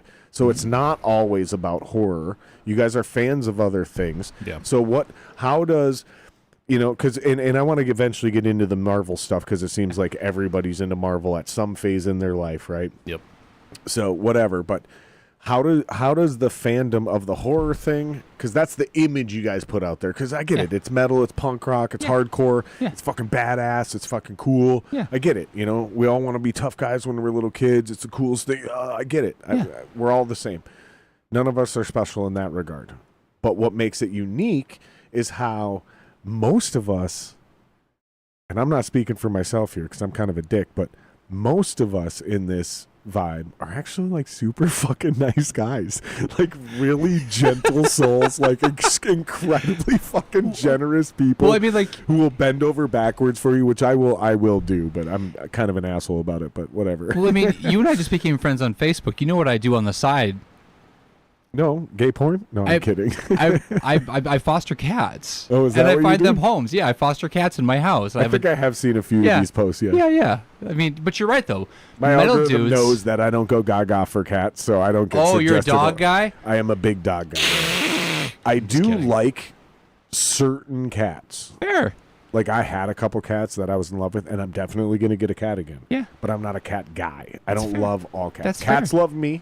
I'm cool with them. Yeah. I think they serve a purpose. But I also know that if you die and you're locked in your house Cat will eat you. and it's just that cat, within 24 to 48 hours, your head's going to be gone. Yeah. Your Ritual dinner. sacrifice. Your dinner. That cat does not love you. Like, that cat will fucking eat you, dude. Cat's got to eat. So just remember the relationship you have, because if that thing was 500 pounds, it wouldn't wait until you died. It would wait until it got bored. Yeah. Or you fell asleep. Right. One or the Or other. it got just slightly hungry and you forgot to fucking drop it another tomahawk steak. Piece of kibble. Right. No, cats are dangerous, man. They're vicious, man. Absolutely. They are perfect killing machines, even Yes. small ones. Yeah. Have you seen the stat of how many birds? How many birds they fucking kill? Yeah. Have you guys seen this? Yeah. It's like, I The think number- 1,000 to 10,000 birds. Oh, it's way more. I than think it's more It's than in the that. billions. Yeah. So the amount of look this up. The amount of birds that domesticated cats kill per year. So these are just your literal backyard Yeah. cats. Just My neighbor's look cat this does up. it. All It's the in time. the billions. Oh, really? Yeah. It's in the I was billions. going to say, I know it's dude. in the billions. It's in the billions, dude. Hmm. And you don't even notice them. Wow. And that's just in the 1.3 to 4 United billion States, dude. birds That's a just Yep. in the United States, Yep. bro. So, and here's the point. You don't notice that. You don't see a lot of dead bird carcasses. You don't see cats do anything, No. ever. Dude, so Nope. that's what they're doing behind our backs, bro. Yeah. They're sneaky. Just imagine if they were big. Dude, can you terrible. imagine how They would- Well, fucking that's like- terrifying that is? That's like those people who live with fucking panthers. If they could do you that know? to us, bro, it would be all of us. Like, dude, there's a reason we fucking bow and arrow their fucking asses back to the jungle. Like, get the fuck out of here, dude. Until we not- needed them to eat our rats. Yeah, right. No, we brought back small ones. Yeah, we brought the can small go ones. get 'em. No, dogs are better at hunting rats than cats. Cats are better at mice and Yeah. birds and Yeah. other shit like rabbits. Yeah. Dogs are better for rats. Yes. That's what the wiener And what's dogs even and the better- chihuahuas Yep. and the yeah. Or fucking Well, ferrets. they're also bred for that. Literally. Literally bred that's for my that. point. Yeah. Yeah, That's yeah. the whole entire point of small dogs is rats. Well, what are we? Specifically rats. What are we bred for? Fucking, Sure. I guess. I guess. I don't know what we're bred for. I don't think we're Sorry, bred that for was too anything. deep of a question. It is a deep question. What are we bred for? We're definitely creators. Yeah. Like, we make and produce things. Yeah. Art, literal physical shit, other people at a way higher rate than we're supposed to, probably. Probably. Well, it's slowing down a lot, though. We're headed for population collapse. Every single country. Yeah. Every single country. I'll be getting some more properties because of that. Monopoly man over here. Yeah. You got too many lenses. I just need in my there. little fucking You got monocle too and a many bigger lenses stash. over there, Joe. You have the bald head, you're good to go. Right? I just need my little top hat. Perhaps next time you grow out your mustache, you should go for the Monopoly. CJ man. loves when I do that, oddly. You should do it. But yeah, so I don't know why. But how anyways, does this shit affect your guys' songwriting specifically as comedy fans, as fucking superhero fans, as you're fans of all that? Like you said, you're fans of all kinds of weird shit that has nothing to do with horror. So how does that affect you, all of you guys, as songwriters? And I know it's hard to talk about this stuff as a drummer because you're just hitting things and it's rhythms. It's not as much emotion and dynamic as control as vocals or guitars or anything like that. But it's still a thing. Like you still find inspiration and shit. You know. Yeah. It's a tough question, but I want to That's hear a from you good first. question. I don't really have an answer for it, so I can't give you. It's a tough question, Yeah. especially That's as a really drummer. good one.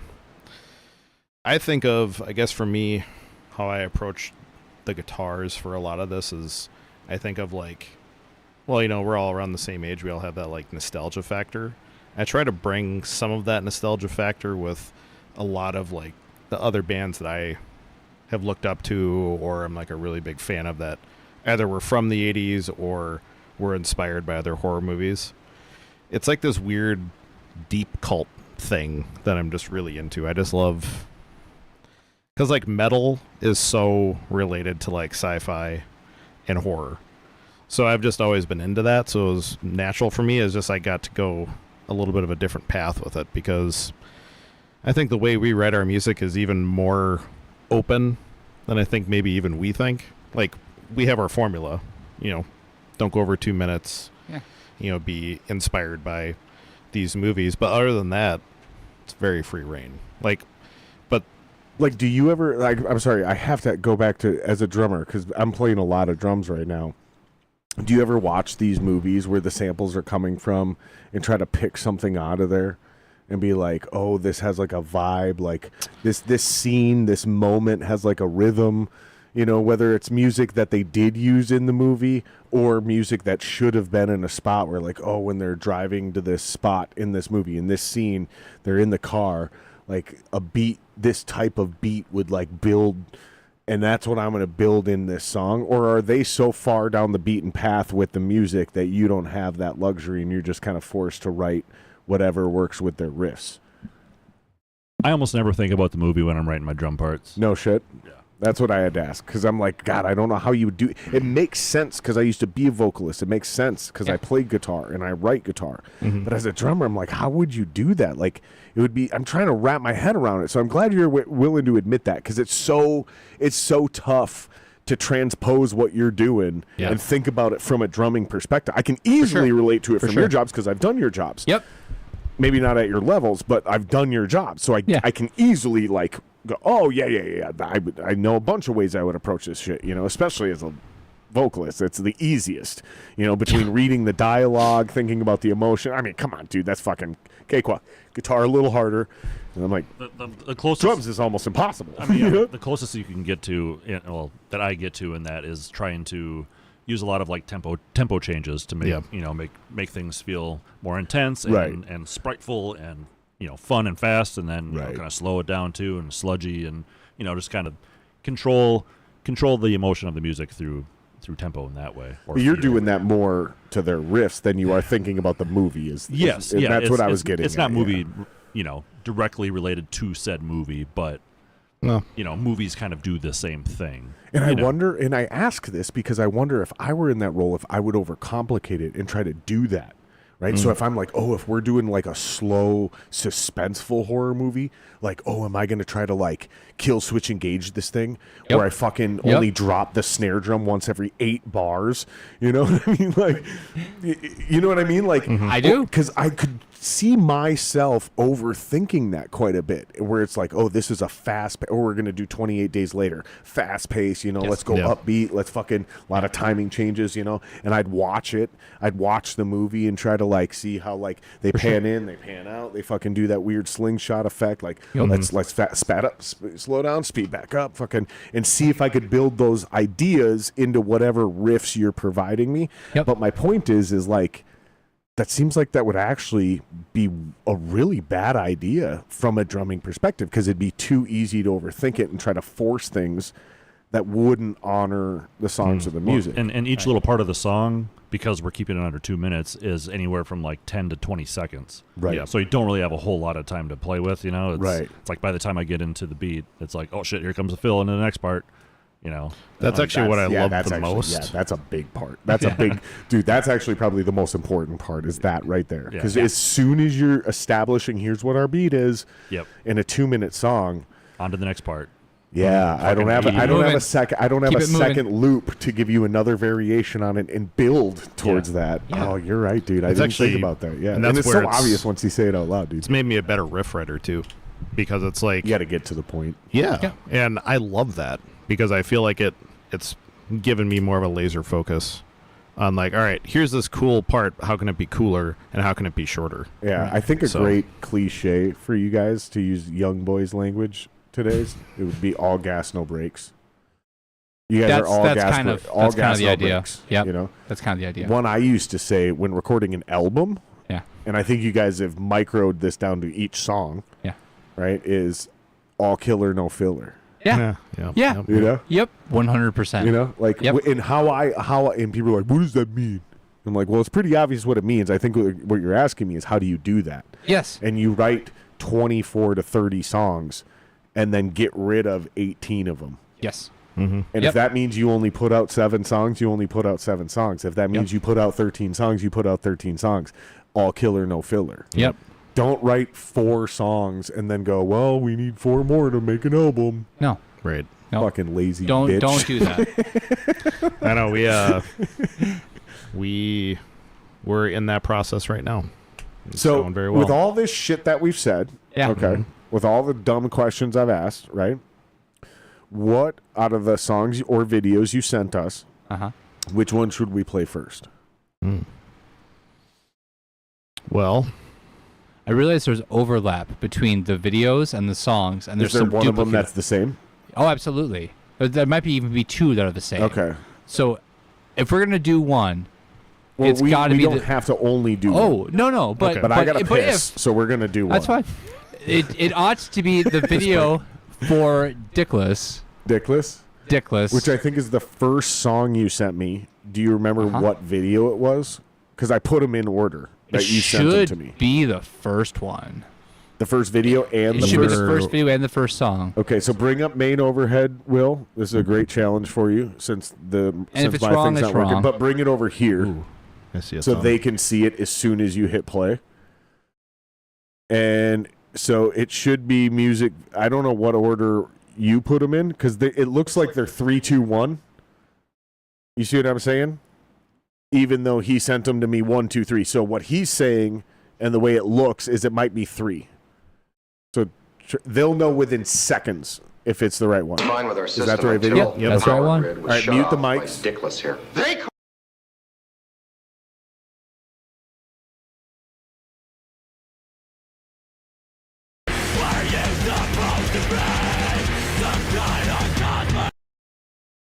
Fine with our system until the power grid was shut off by Dickless here. They caused an explosion. Is this true? Yes, it's true. This man has no dick. Were you supposed to be some kind of cosmonaut? You were exterminated. So it's all time moved up on 12. It's gonna be some cockroach. He'll bite your head up in. I blame myself. So do I. Well, there's no sense in worrying about it now. What do you mean, biblical? My reference now. Coming down from the sky. There is ending boiling. Directed from the grave. Not taken.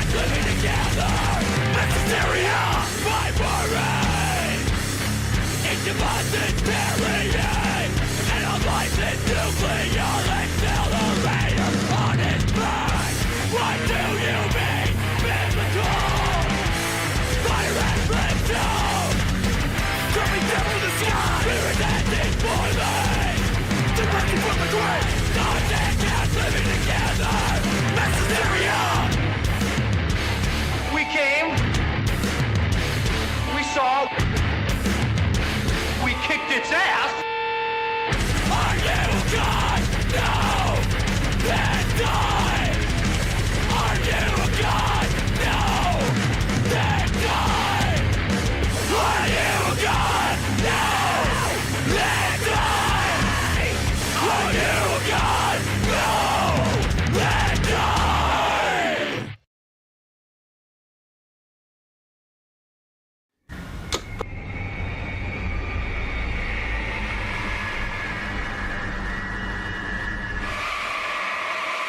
Hey, lick my plate, you dog dick!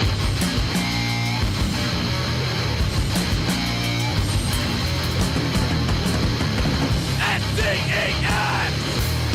Had to find out about it, didn't ya? You have what's going on! It's sex or song!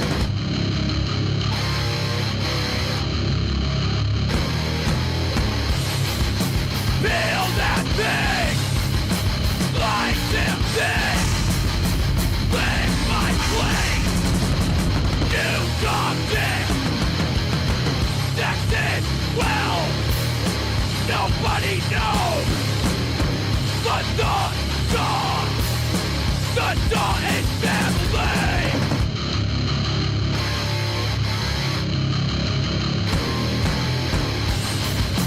Feel that thing! Like them things! Lick my plate!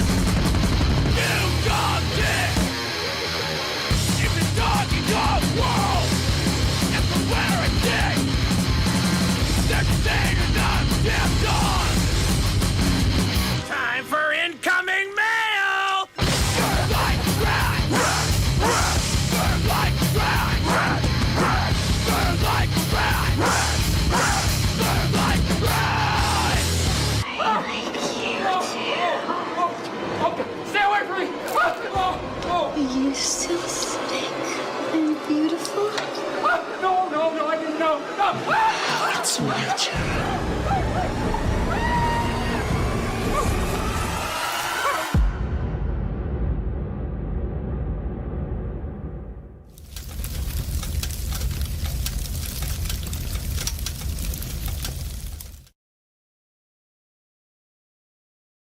Offensive line of music.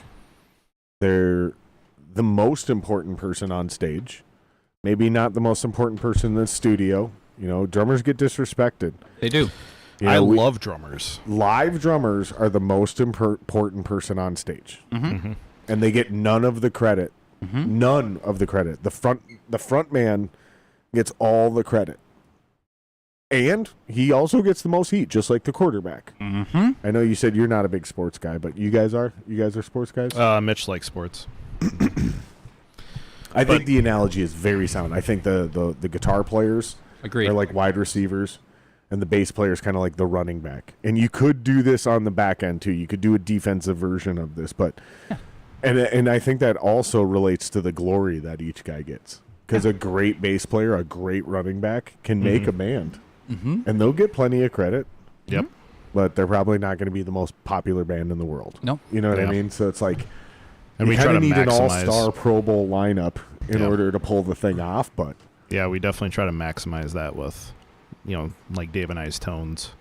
Really, really huge piece of the puzzle. Because it doesn't work without either of us. Like, let me ask you a tonally. silly question. Yeah.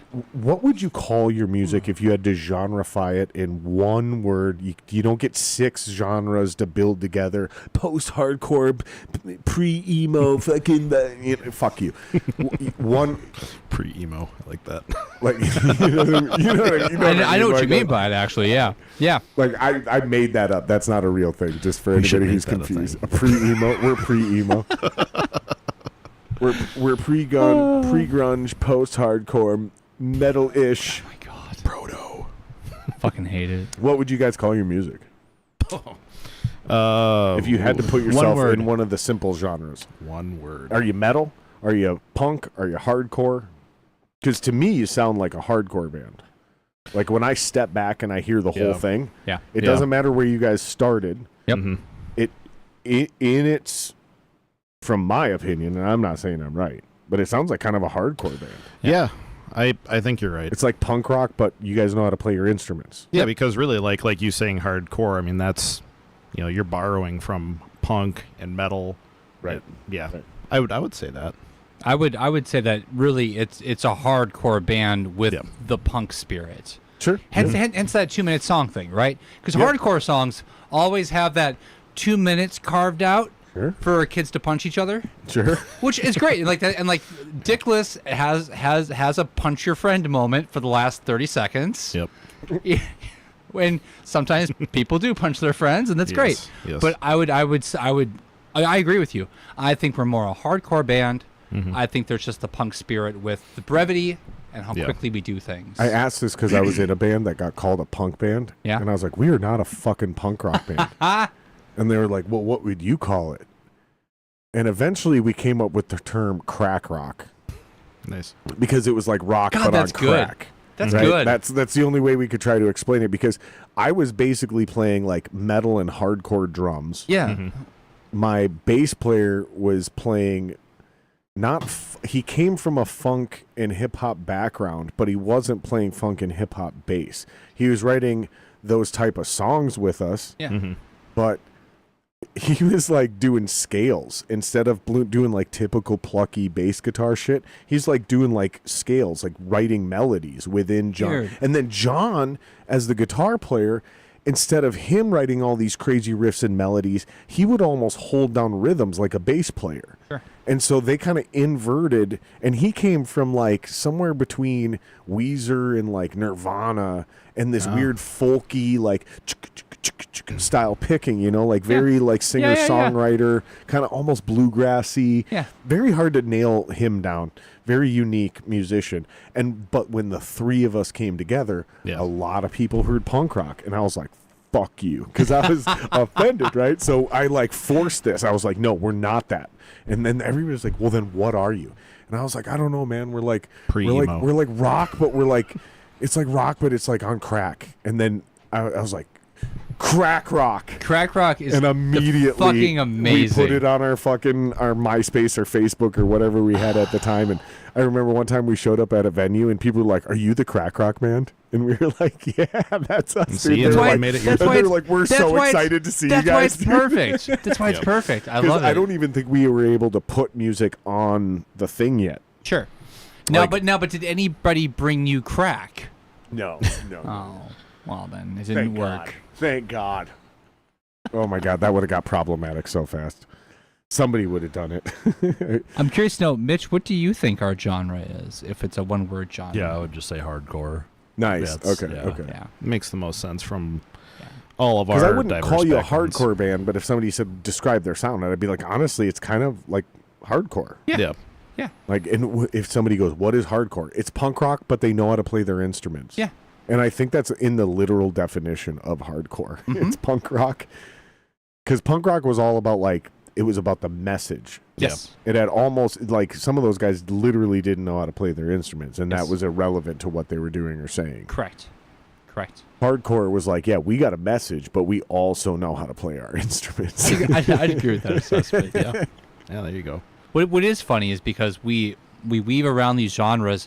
It's always fun when I'll ask people a similar question, but I'll say, "What band do you think we sound like?" Yes. I love hearing couldn't people's do that. responses to that. I couldn't do that. Because I've heard everything from Converge to Ministry to Helmet, Yeah. Sure. and I'm like, I hear a little bit of that in all of it, sure. Yeah. But I wouldn't call you those bands. Yeah, Not exactly. even Yeah. close. exactly. It's always fun for me just to hear what people. I want to know what they hear, because we're writing this stuff. I mean, Yeah. Yeah, the helmet thing really took me back, but then I listened to it and I was like, oh, okay. I can kind of hear that. I can hear the Helmet groove sometimes. I mean, Converge, that's like an incredible thing to even be associated with, because we all love Converge. How often do you guys rehearse? Once a week. Just once a week. Just once a week. Wow. Yeah. And we rehearse and we write. Yeah. At the that same time. Mhm. Yep. So how long is a rehearsal? 2 hours usually. That's it? Yeah. Well, you're 2 to only 3. doing 2-minute songs. Yeah. It usually takes us like 45 minutes to Get in the mood. So what do? You show up, bang through a version of your set. You Yep. just run through a bunch of songs. Yep. Then write some new shit. Yep. Mhm. And then do you run through some of your originals again before you get out of there? No. Nope, you just do an A-B. Nope, just do an A/B. I mean, the thing of it is that we're all very seasoned musicians. I mean, I think between all of us, you have 90 years of musical experience, give or take, playing in bands all the time. Yeah.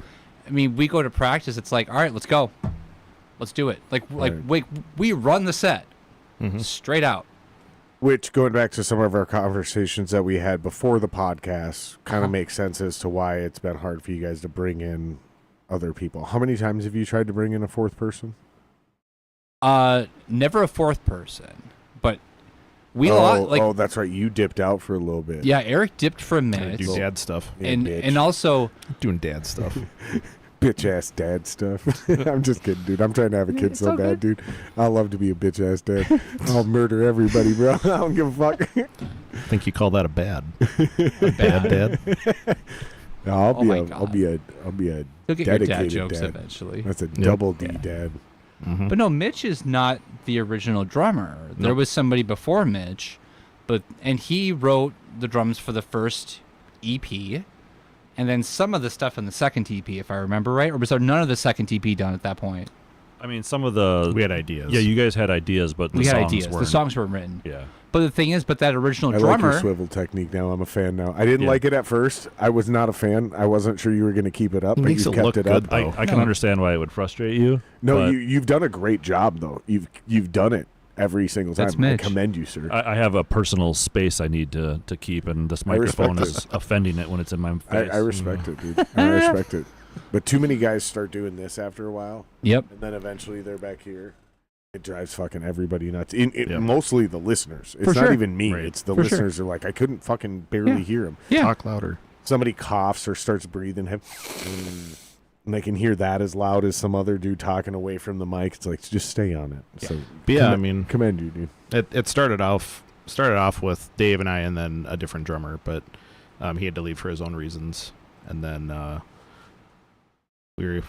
we already knew Mitch, and it was just logical, and the puzzle fit. I don't even know where you'd add a fourth guitar player. I don't even know why that question got confused. With, I also don't know where it would even fit. Yeah. It's so fast. It's so fast. It's so loud. I mean, There's no sonic space for another guitar player to No. do anything.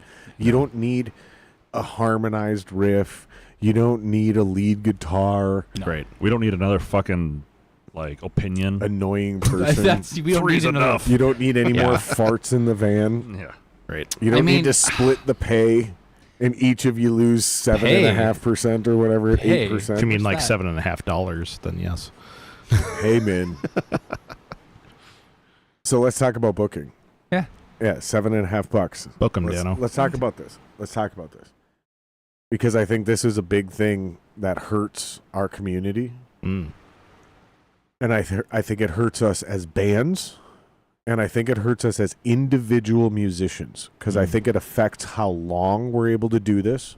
And I think it affects how much energy we're able to sustain on an input while we're doing it. I think it leads to us getting burnt out. And eventually it leads us to having to make a choice. Oh, I have a promotion. I have an offer for promotion at work. I can't be in a band anymore. Oh, I'm having a second kid. I can't be in a band anymore. Yeah. And it always comes down to one thing. It's always money. And some people will say time, but that's because the money isn't good enough. If the money was good enough, you could turn down the promotion. If the money was good enough, you wouldn't have to worry about the second kid. If the money was there, some of us wouldn't even fucking need day jobs. Right. But there is this Right. disgusting, and I mean disgusting, like I get this cringe feeling when I hear people say this now, where they're like, oh, I'm just doing it for fun. Like, okay, cool, I get it. I also do this for fun. Yeah. But it's something got instilled in us in a town somewhere along the line where if you have the audacity in Minneapolis to ask for money as a musician, you're not doing it for the right reasons. So, which is not true. However, somehow that got buried into everybody's mind. The cool thing is to say, I just do it because I just love the music. I'm just doing it for fun. Yeah. I don't do it for the money, man. But what you actually just said to the world is every booking agent, every management company, every local club owner, bar owners, local booking agents, you're not going to try to draw people. Mm-hmm. So why should I book you? Yes. Because I run a company. I run a bar. Yes. I need 200 people to come into my room and spend $40 per person at the bar buying booze in order for me to make my nut, turn a profit, and blah, blah, blah, blah, blah. Yep. That's why I hire you, allow you to charge a cover, and then hire a sound guy, buy this big sound system and the stage. You need to bring people to my fucking bar. Right. Yep. They want to pay you. But two things happen. Not only have you just sent the bat signal out that you're bad for business, but if you're good and you say that shit, you just also invited the leeches out, where they will come out and they will book you and they will fuck you. They just won't pay you because you're just in it for the music, man. Yep. And then they'll hold that against you. Yep. So when you go to a Nashville, when you go to Austin, when you go to New York, when you go to LA, when you go to these other towns, and it snows in Nashville, and Detroit used to have this, we used to have this, so the weather isn't exactly the problem because people go to more local shows in the winter, by the way. They do. Yep. Absolutely. So that entire philosophy just doesn't really track. You know what I mean? National shows slow down in the winter, but local shows do way better in the winter. So Exactly. the weather, and then in the summer, you just do the festivals and the tours, and you go out on tour with everybody else, right? Yeah. When you can draw 50 or even 100 people to a show now, that's a pretty good drawing band locally. Where I grew up, that's the minimum you needed to draw to open for one of Joe or Bill's shows. Yep. That you're an opening band. Yep. And I go to other concerts, and some of them are metal shows. People still go to concerts. Yeah. What is happening in this town where everybody is out here playing for free, basically? None of us are getting paid. Yeah. I mean, I don't really stand for that. We get paid already, but a lot of these bands joke about, yeah, $750. I got paid $10 tonight. Yeah. Which it does happen if the opportunity is big enough. I get it, but For sure. like, what is going on where everybody's playing for free and nobody's drawing anybody? Like, I just want to hear, because you guys have been around as long as I have. Yeah. So, and it's not just, the internet, because again, other bands are drawn. No. Like, you've been on some of these No. bills that have drawn. I seen you guys did a Zora Darling show a while back, and that place was fucking packed. Mm-hmm. So it happens, but then we play another venue in another place, and fucking no one shows up. Mm-hmm. So what do you think happens there? Why do you think certain bands and certain bills struggle to draw anybody at certain venues in this town? Like I want to get into this booking thing, because I think a lot of it has to do with the fact that bands don't want to get paid. They think it's bad to ask to get paid. So from the top, the entire thing is an amateur project. The booker, Yes. the owner of the club, they don't take it seriously. Because, well, these guys are just here to play death metal or fucking black metal or sure. hardcore music or whatever. Yep. Whereas if you come in and you're like, I want 100% of the door. You're like, we only pay 75%. You're like, yeah, but I'm going to fucking pack this place. Right. Yeah. So I'll give you your fucking $300 for your sound guy. Yep. But I want 100% of the fucking door. Yep. And now all of a sudden that same guy is like, oh, well, this guy fucking... You see what I'm saying? I know exactly what There's you're like saying. an attitude, and this is not taboo in everywhere else. In every other fucking town in this country, it's like, no, I show up, I do a thing, you fucking pay me. Yeah. You pay a DJ to play at your wedding. Why Yep. wouldn't you pay me to play your fucking club? I'm the reason that people paid the cover to come through town. Correct. What the fuck is going on here? Correct. So from your perspective, what do you think's happened where this is like now? Because maybe I'm wrong, but I feel like these guys have like a taboo to even, like they're like afraid to ask to get paid. I don't know. Am I wrong? I know I'm not wrong, but I want to hear your. Even if you think I'm wrong, I want to hear why you think I'm wrong. God. I've just realized how long I've been playing music. I remember, so like, You're so old as fuck, bro. so you're talking about Joe and Bill In Shannon, but yeah. Yeah. You're talking Bill from like The Rock. Yeah. Yeah. Yep. Okay, so one of the first like bigger Got shows 30 years, yeah. dude, Yeah. right? You're old as Fucking fuck, A. dude. God damn it. I was letting it go. I was gonna let it fly, but you just keep going there. I remember the very first show my first band played at The Rock. We were opening for Riv Kit. Yeah. And fuck. Jacob's gonna be so pissed at me. 10 something, his band. 10,000 Days. No, 10 Dark Years? yes. Yeah. And we were like the opening band. 10,000 Days is a Tool song, isn't it? Yeah. Well, they're also that There's also a cover Tool cover band called Okay. 10,000. Yeah, no, Fair you're enough, right. fair And enough, they yeah. played at the Doghouse a Okay, couple fair years enough, ago, fair which enough, is fair enough. Anyways, finish But- your story, buddy. so the very first like big show for us was at The Rock, and Bill liked our music, liked what he was hearing. A couple young kids. That show, you know, we worked our asses off. We promoted. We had flyers everywhere, and we made like $400 or $500. Right. And we're like, holy What shit, the fuck? this is amazing, right? Yeah. And then throughout the years, the money just started dwindling away. And then it almost kind of like siphoned out to more of, you know, who you know, right?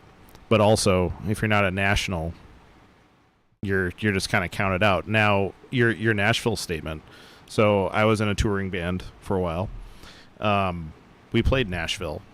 That was the highest paying spot of the entire tour. And we went all through the South, like, you know, Texas, Alabama, Louisiana, all that stuff. We stopped in Nashville, and that was the most professional experience because it's a musician's town. Yep. And they're like, all right, here's your contract. They fulfilled our rider completely. They're like, do you need anything else? They paid us before we played. The whole thing? Yes. So did It's you get fucking your wild. first half in advance? Yes. And your second half was as soon as you showed The up? first half was for us to make it there. Right. Mhm. And that's how it's supposed to be. A lot of things are run on just to clear any confusion of why that's such an amazing thing is because so much of the music business is run on a shoestring budget. Yeah. So I can't give you that second half until the end of the night when I get my money from the fucking bar. Correct. Like that is so common. Yep. That's almost the standard. So when a place is run or town, an agency, a venue is run so efficiently that your second half is shown up the moment you get there, Yep. you know you're dealing with the pros of pros who run everything on the up and up. Yep. Like, not to be pedantic, but Mhm. I think everybody understands my point. But continue your story. So, I mean, that's how I've seen it go. And I mean, a lot of venues have closed. That's happened too, but I feel like the scene has changed a little bit. Maybe everyone's getting older. I don't know. All I know is that when I started playing, I made way more money. Like when I was young, I made way more money than I make now. I can't really pinpoint the reason. I have a reason for it. All right. I mean, Yeah, so keep going. you're all talking about The Rock. Yeah. Classic. Or Star Central Or Star Urban Central. Wildlife or any club Where, back then. where for me, like I also think about places like the Triple Rock. Yeah. Right. Yep, These the Triple pl- Rock's a great one. Like but these places were spaces deliberately existing for the function Yeah. of the music we're They playing. were music venues. They were music venues, and so They weren't often bars that that got converted to exactly. music venues. And so much of what we're doing now, and there's multiple reasons for it. We could spend all night talking about all the reasons, but at the end of the day, most of the places we play weren't The Rock. They weren't places designated as this is a rock Well, venue. actually, The Rock was a sports bar It that was. put up a stage. Yeah. That was a hell of a stage too. Yeah, when it was The Rock, they downsized everything with the doghouse thing, so it doesn't have the same like. But the other thing too with The Rock, though, and I think Boom, part of the reason why you The Rock know? was so successful for a local band Mm-hmm. was because lots of people came out to The Rock to see the music and to Yep. do what? Drink. To drink. Yeah. People used to come out to shows and they would get there at 6 and they would hang out until they were kicked Like out bar clothes. because they were spending the whole night having fun with their friends, drinking. They were there to be at the thing. Yeah. And so often now, and people have priorities in lives, I get it. They'll show up, they'll have a couple of beers. Oh, it's 10 o'clock, I'm out the door. Poof. Yeah. Just a theory. I mean, there's been a societal change. Well, for that's sure. the thing. Yeah. I've with heard now. our demographic, we just got older. Yeah. Yeah. But even the younger bands, like when they have a banger of a show, it's 250 people Yeah. for the whole night. Yeah. And I'm like, yo, that's the first 2 bands Yeah. at our shows. Yeah. Mhm. And then I go to like other shows Yeah. and they've got 700 people in there. It's fucking packed. Yeah. Yeah. And it's not always just hip hop or country or other genres or EDM. Like sometimes it's metal, sometimes it's hard rock, sometimes Sure. it's emo rock. Like it's still bands. Bands still bands. draw. They still draw. Mhm. But part of it too is that I read some article, and I forget where, it doesn't matter, but there's this particular restaurant, and a journalist was sitting there, and he sat by the bar, and he watched takeout order after takeout order after takeout order, and nobody was eating in the restaurant except a handful of couples. And he asked the owner, he's like, how much of your business is takeout now? And he said 80%. Right. Because For people food, yeah. just stay home. Yeah. And what's funny is, like, I think about these metal shows we do, or hardcore shows, whatever you want to call it. Maybe a few hundred people will show up. Mm-hmm. But once that big national comes through, fucking everybody's at First Avenue. Yeah. Paying it's these outrageous paying ticket these outrageous. prices. So it's not as though That's the there are crazy no thing. fans of the genre. There are fans. What drives me crazy and what I can't seem to figure out is Yeah. why somebody will pay $275 per ticket Yup.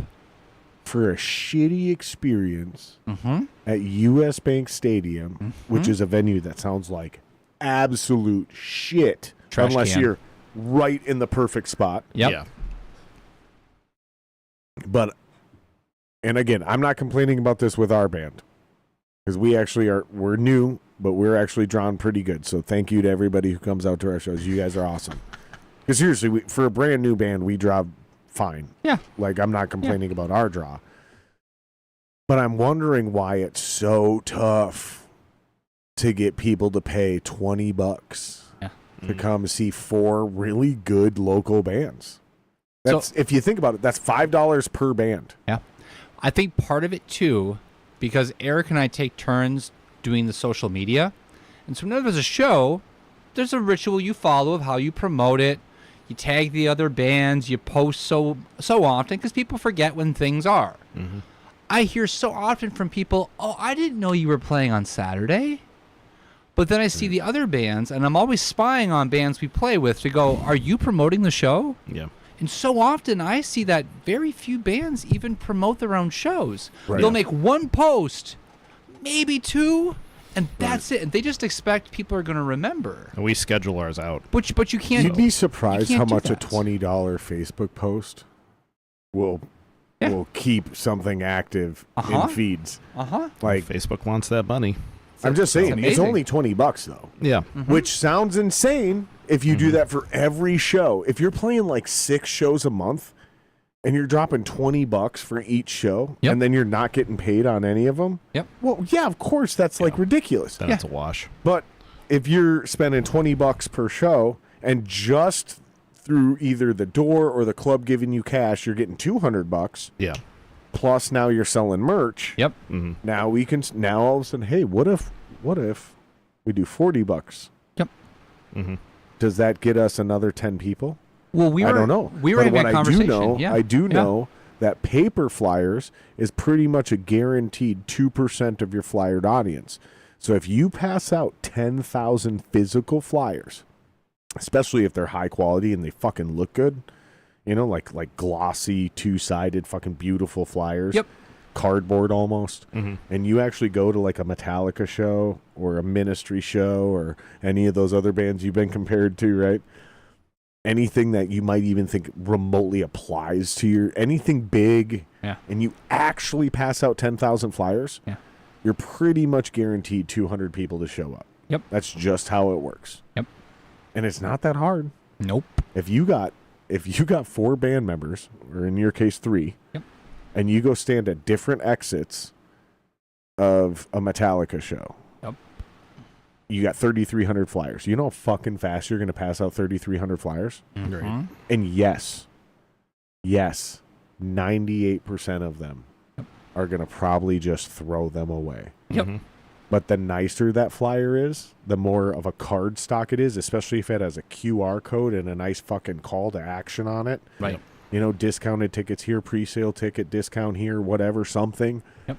Bro, you're getting at least 2%. So right there. Yes.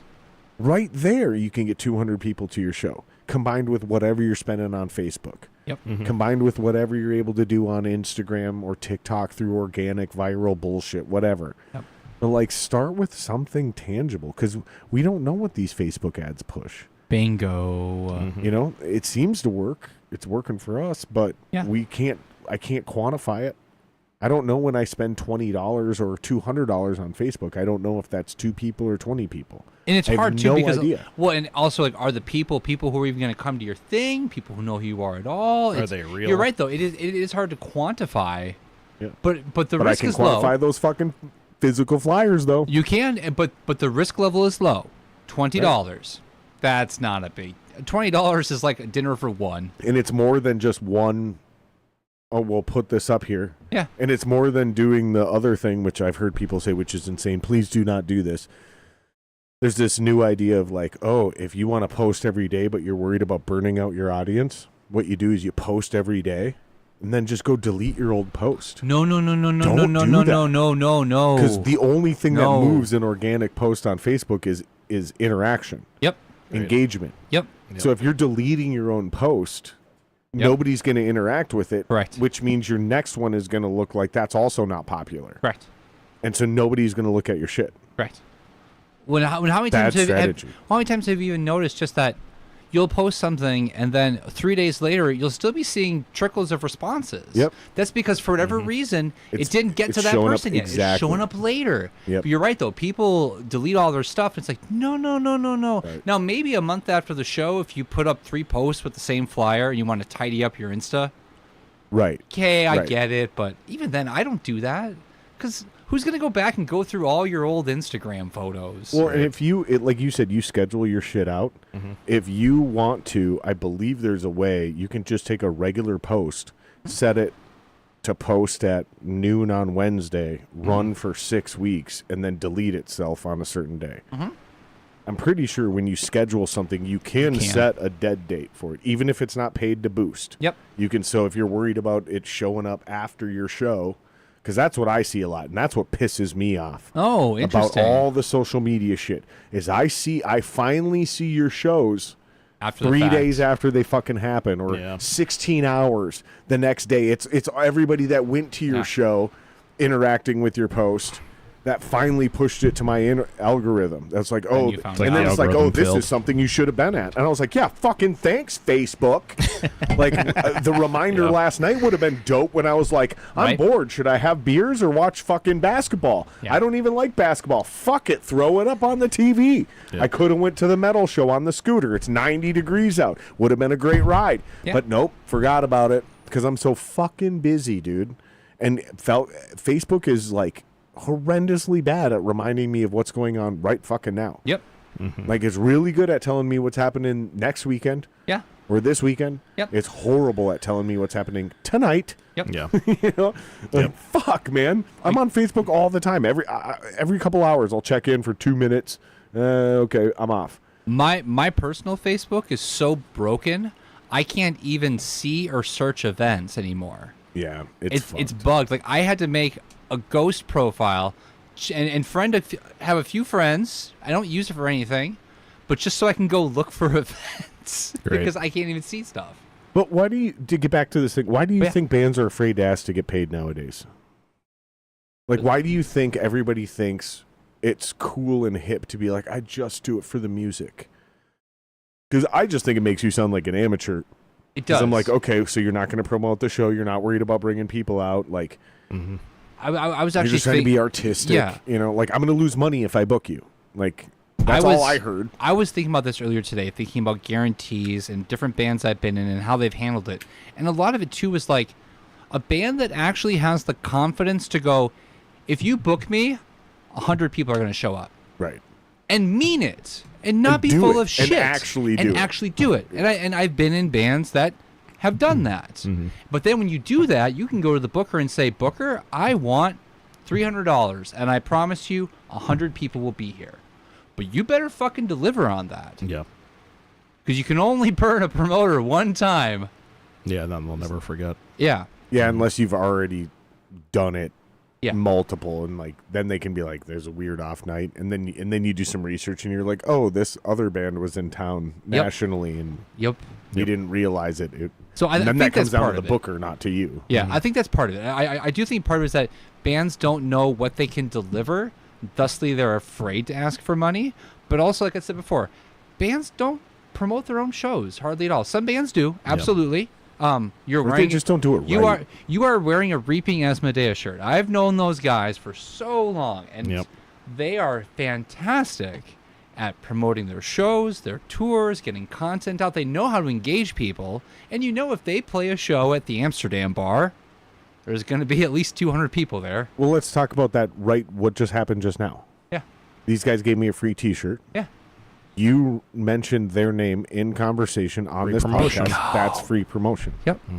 Yep. So just that simple act right there. Oh, you want to get people to your show? We'll get people to talk about you. How do you do that? We'll make sure that your name is out there. Yes.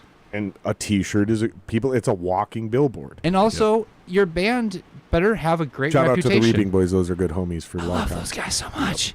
We go way back. But Terrible people, but terrible great, people. great musicians. But your band also better have a great reputation. Yes. I think that's what it really comes down to. And I don't think bands understand how to manage their reputation. Sure. That's a valid point. Yeah, some of them go too serious. Some of them go too clowny. Yep. You know, some of them fucking, we want to be Motley Crue, and it's like, oh, okay. Or also knowing how to be professional, just period. No, but for real, though. But like, for real, here's the great test. not knowing your demographic.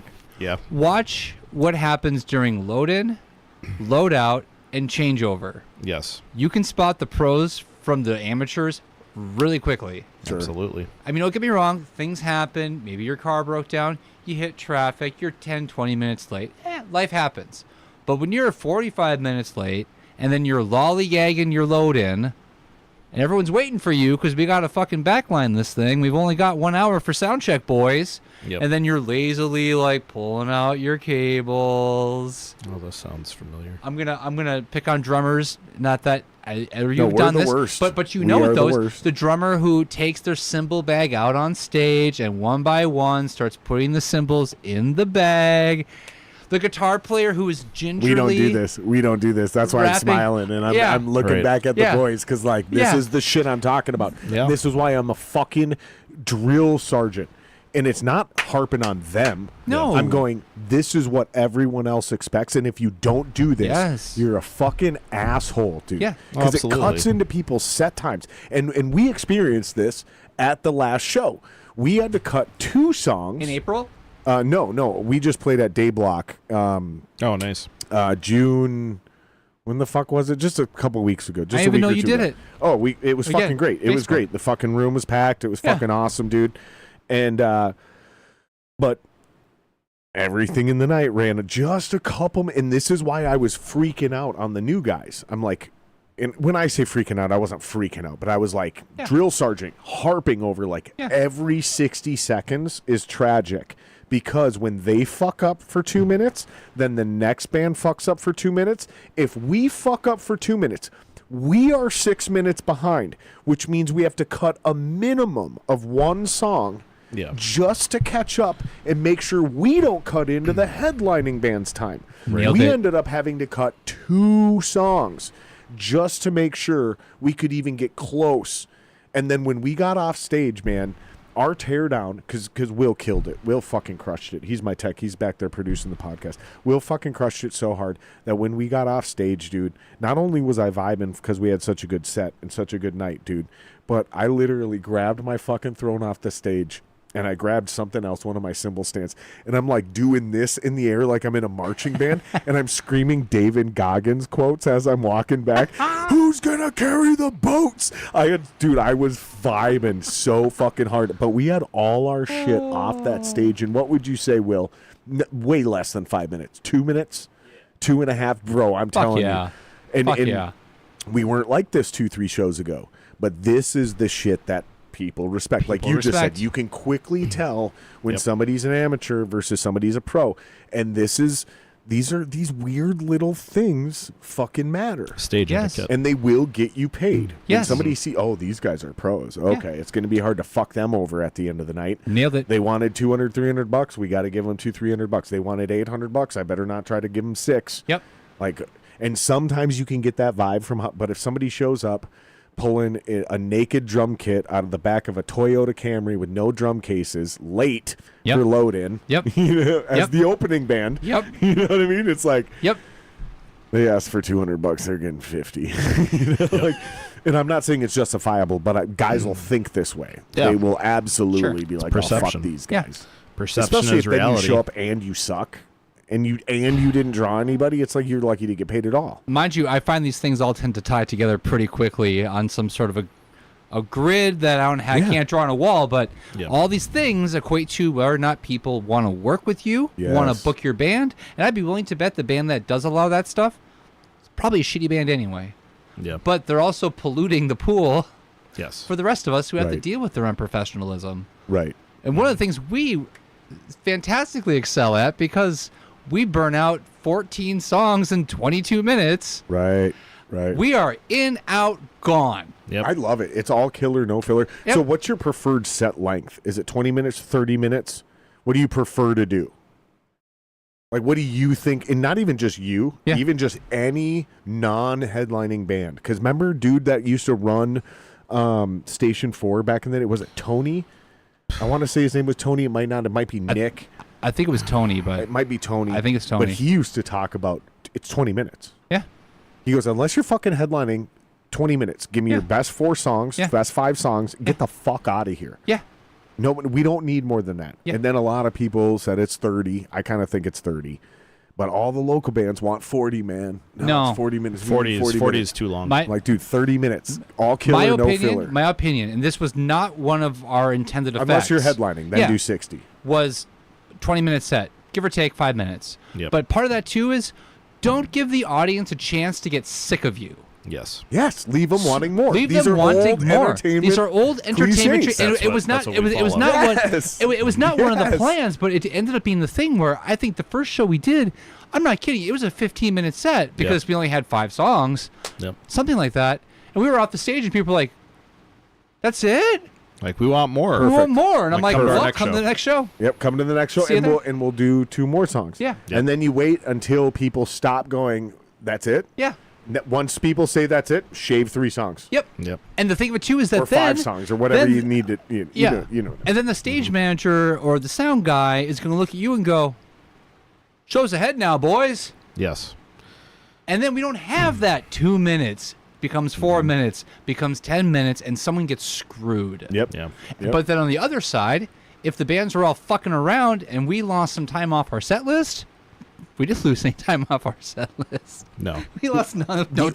The only way this will fuck you is if you're in a battle of the bands and they say you need to play 40 minutes. Yeah. You can come in as short as 38.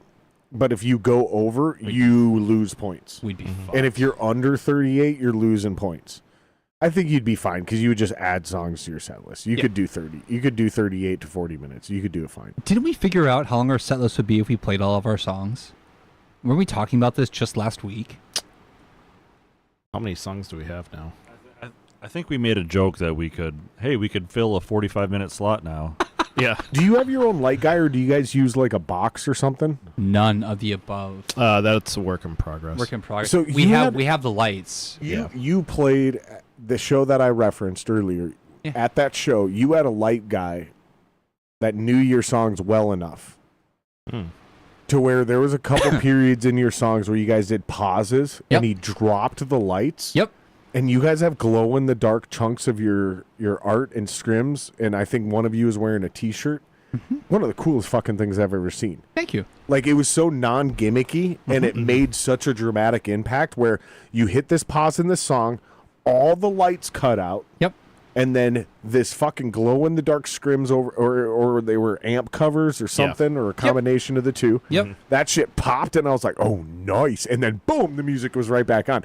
It was just one of those cool little complete experiences where it's like, no, don't stream this. And that was one of the things I wanted to start the podcast with that I totally forgot about. If somebody would have played your guys' music for me, I would have been like, yeah, this is cool. Yeah. Yeah. I mean, yeah, it's cool. Yeah. Right on.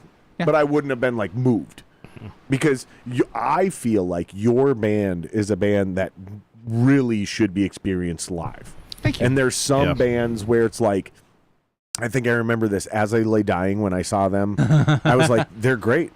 It's exactly like it is on record. Yep. Like when you see them live, it's a perfect rendition of what's on record, but they're headbanging and moving their hair and everything sounds perfect. Yep. Then there's other bands like you guys, like Metallica, like some of the other bands that I've been in, where it's like, yeah, you listen to them on record and you might fall in love with them. Maybe. But when you see these guys live, that's the thing. And then when you go hear them on record, you'll understand it a lot better. Yes. Well, thanks, man. Do you guys agree with that? Is that what you set out to do? Are you guys trying to be a live band, or was this a studio project where you just kind of like, and I just happened to interpret it that way? Or was that kind of the vibe or the intent? Live band was always the goal. Was it really? Yeah. Yeah. Live band was always the goal. Because like that's, and I think a lot of that goes to like all of our ages too. Like you can hear a CD and stuff, or like a cassette, and you're like, yeah, this band's awesome. And then you see them live, and you're like, that was fucking cool, because you hear things you don't normally hear on the album. I want to give people that experience, right? Like, yeah, you come to one of our shows, it's never going to be the same show, right? Yeah, that's the kind of shit I like. And we talk about this thing a lot of like what makes a good live show, and I think a lot of it is the attitude a band puts forward. Right. You know what I mean? And like not all bands do it, but and sometimes it's a bad attitude. But there's a certain attitude that exists there where it's like, we came here to chew bubblegum and kick ass, and we're all out of bubblegum. Yep. And the audience. That was such a cheesy way to tying say it that together. cliche. There it is. Oh, that's what that's from. Tying it together. Oh my god, dude. I think that's actually, isn't that the same quote that Mike G made? Yeah. Isn't it's that also in one of our songs. It's a crowd favorite we're too. We're gonna have to eventually leave that up there and do a super cut of anybody who gets that reference and makes that quote on the podcast. Yeah. But it's a thing. People recognize it when they see it. They may not know it, but they feel it. They feel it deep inside their heart or their soul or whatever the fuck it is. And you can also tell when a band's doing that as I lay dying thing. And you go see a show, and it is literally a carbon copy of their album. And it was very enjoyable. Don't get me wrong. I'm sure. It was very enjoyable because especially with those like high-pitched acapella, not acapella, but almost tenor, soprano backing vocals when they're perfectly on pitch. Yeah. And you're like, oh, these guys are good. Yeah. Because it's so easy to see a band like that where everything's off pitch. A little easier when we're talking about bands like we've been in where it's a lot of screaming. You're not worried about having perfect pitch.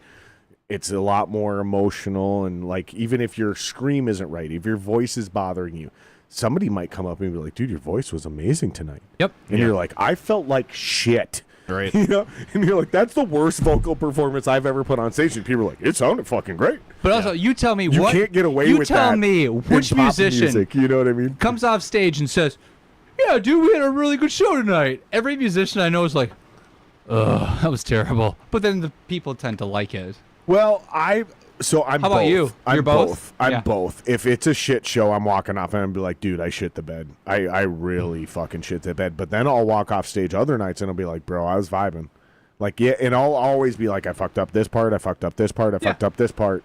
But I know, like, that was good. Like we were good tonight. Like, but that's overall, I feel like I'm that's just a very.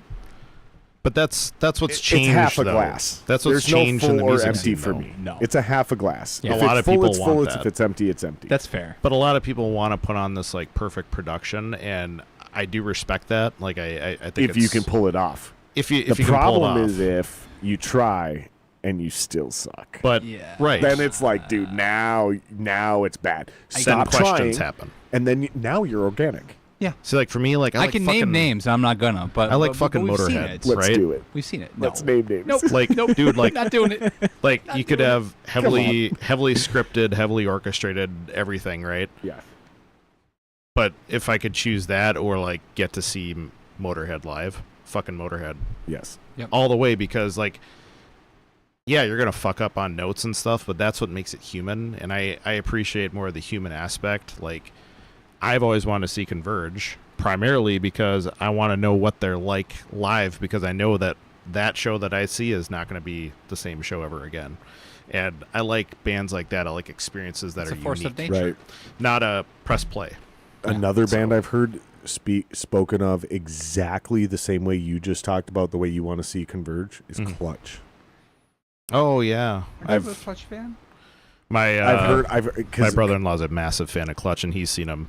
Dude, because this is one of those bands, because we're lucky where we're of the generation where they used to make great, and I mean great, concert videos. Oh, yeah. And our dads or uncles or cousins, somebody had a great video sound system. And remember, we would put in DVDs, Rammstein. and it was like you were there. Yeah. Yep. Dude, I remember being more, I'm telling you, I remember multiple times being more inspired, like goosebump moments, like this is what I'm going to do with my life on concert DVDs. Same. Or VHS tapes, more than certain concerts I've been at Yep. with the same bands. Yep. Because you get those sweeping camera angles, you know what I mean? Like it's an action movie and shit, and you're it like, takes you in. Yep. oh, bro, it's a whole ass thing now. Yeah. And if it's on the right sound system, like you don't know that you're not there. It's loud enough. You're surrounded, surround sound, the whole deal, dude. You hear the crowd. People are yelling from behind you. The music's not coming from behind you. Yeah. The music only comes from the front like it's on stage. But you hear crowd behind you. It's like you're really there. Yep. That's not really surround sound's really not a thing anymore. Sound bars kind of came in and ruined that for a lot of they people. I did. mean, not for me, but for and a lot of bands people. stopped shooting amazing fucking live saying. concert. That's more the problem. That's just not a thing. No. But I think also what you're getting at too is that a lot of bands are focusing on the experience in the wrong way. That is kind of what I was getting at. Yeah. Like consistency. David, will you do me a favor and Stevie? Yeah. Consistency is a good thing, right? Yes. But being exactly the same every time Right. for me is boring. I appreciate people who have the ability to do that and fucking nail it every night. Like, fuck yeah, good for you. I'd rather see a band that's like, whoop, fucked up. That's why I brought start up over. the Clutch thing. Yeah. Yeah. But It was also, because I seen Clutch on a yeah. DVD, Yeah. and I was like, because I had heard Clutch on CD multiple times, and I was like, yeah, they're cool. They're like a really weird kind of like not grunge rock, but they're like southern rock kind of. Yeah, but they're also kind of like the beginning of like fuel rock at the same time. Like, I don't really know how to explain them. They're cool though. Yeah. But then I seen a fucking live DVD of them on the right, and I was like, yo. Yep. I got to get to a Clutch concert. Yep. Never once have even remotely been close to having the money and the time and the opportunity when they're in the right area where I'm going, but they're still on that bucket list because that's kind of how you described Converge, but for me. Yeah. Because I've heard everything about Clutch, and when I seen them on that live DVD, I was like, yo, this, and I think you guys kind of fall into that. Like, I don't think my band falls into that. Like, I don't think you have to see us live to, like, really appreciate our music. Like, Jeremy's a great songwriter. He makes a great record. Like, listen to it on record. Yeah. If you never see us live, I don't think your life is going to be any worse off. Yeah. But I think you guys, if you can experience you guys live, I think it is a significantly more dynamic, thank you. full frontal experience. The way most live music is supposed to be experienced. Thank you. But I think you guys are kind of the epitome of that. So cheers to that. Appreciate that. And, Thank you. and it's cool to hear that kind of was the intent. Yeah. Yeah. It wasn't accidental, you know? Yeah. You also just now helped me remember that we needed to get those lights back on point because we were taking them out for a while, but then we stopped because we didn't have a way to move all of our gear because we don't have a van or a trailer. It is the cars pulling up in the alley. But we figured out a work. Well, But the we car's have not a the solution. problem. It's just when the drums aren't in the case. Absolutely. You know, Absolutely. and fucking... But it also you know means you know what I'm talking about. Like, dude, Yep. put your fucking drums in a case, dude. right. Like, Jesus Christ. Yeah. Especially if it's a nice drum set. or just like throwing your hardware 'Cause everywhere. I think you know where I'm about to go with this. The kid's pulling a fucking super nice drum set out of his shitty Toyota. Your parents bought you that drum set. Yeah. You didn't buy that drum set. You didn't earn that. Yep. You might be good. Your parents bought you that. You're not taking care of it. You don't appreciate it. It's like you raw didn't dogging a earn it. guitar in a trunk. When you make money, if you make money from this gig, you're not saving it up for drum cases. Nope. You're not buying more gear. You're probably going to buy fucking heroin or fentanyl or whatever the shit kids are on nowadays. Like, you know what I'm getting at, dude, because we've all seen it 1,000 times. It's super fucking irritating. Well, I mean, how often did you see, this would have been late 90s, early 2000, you go see a younger band play, and what do they roll up with?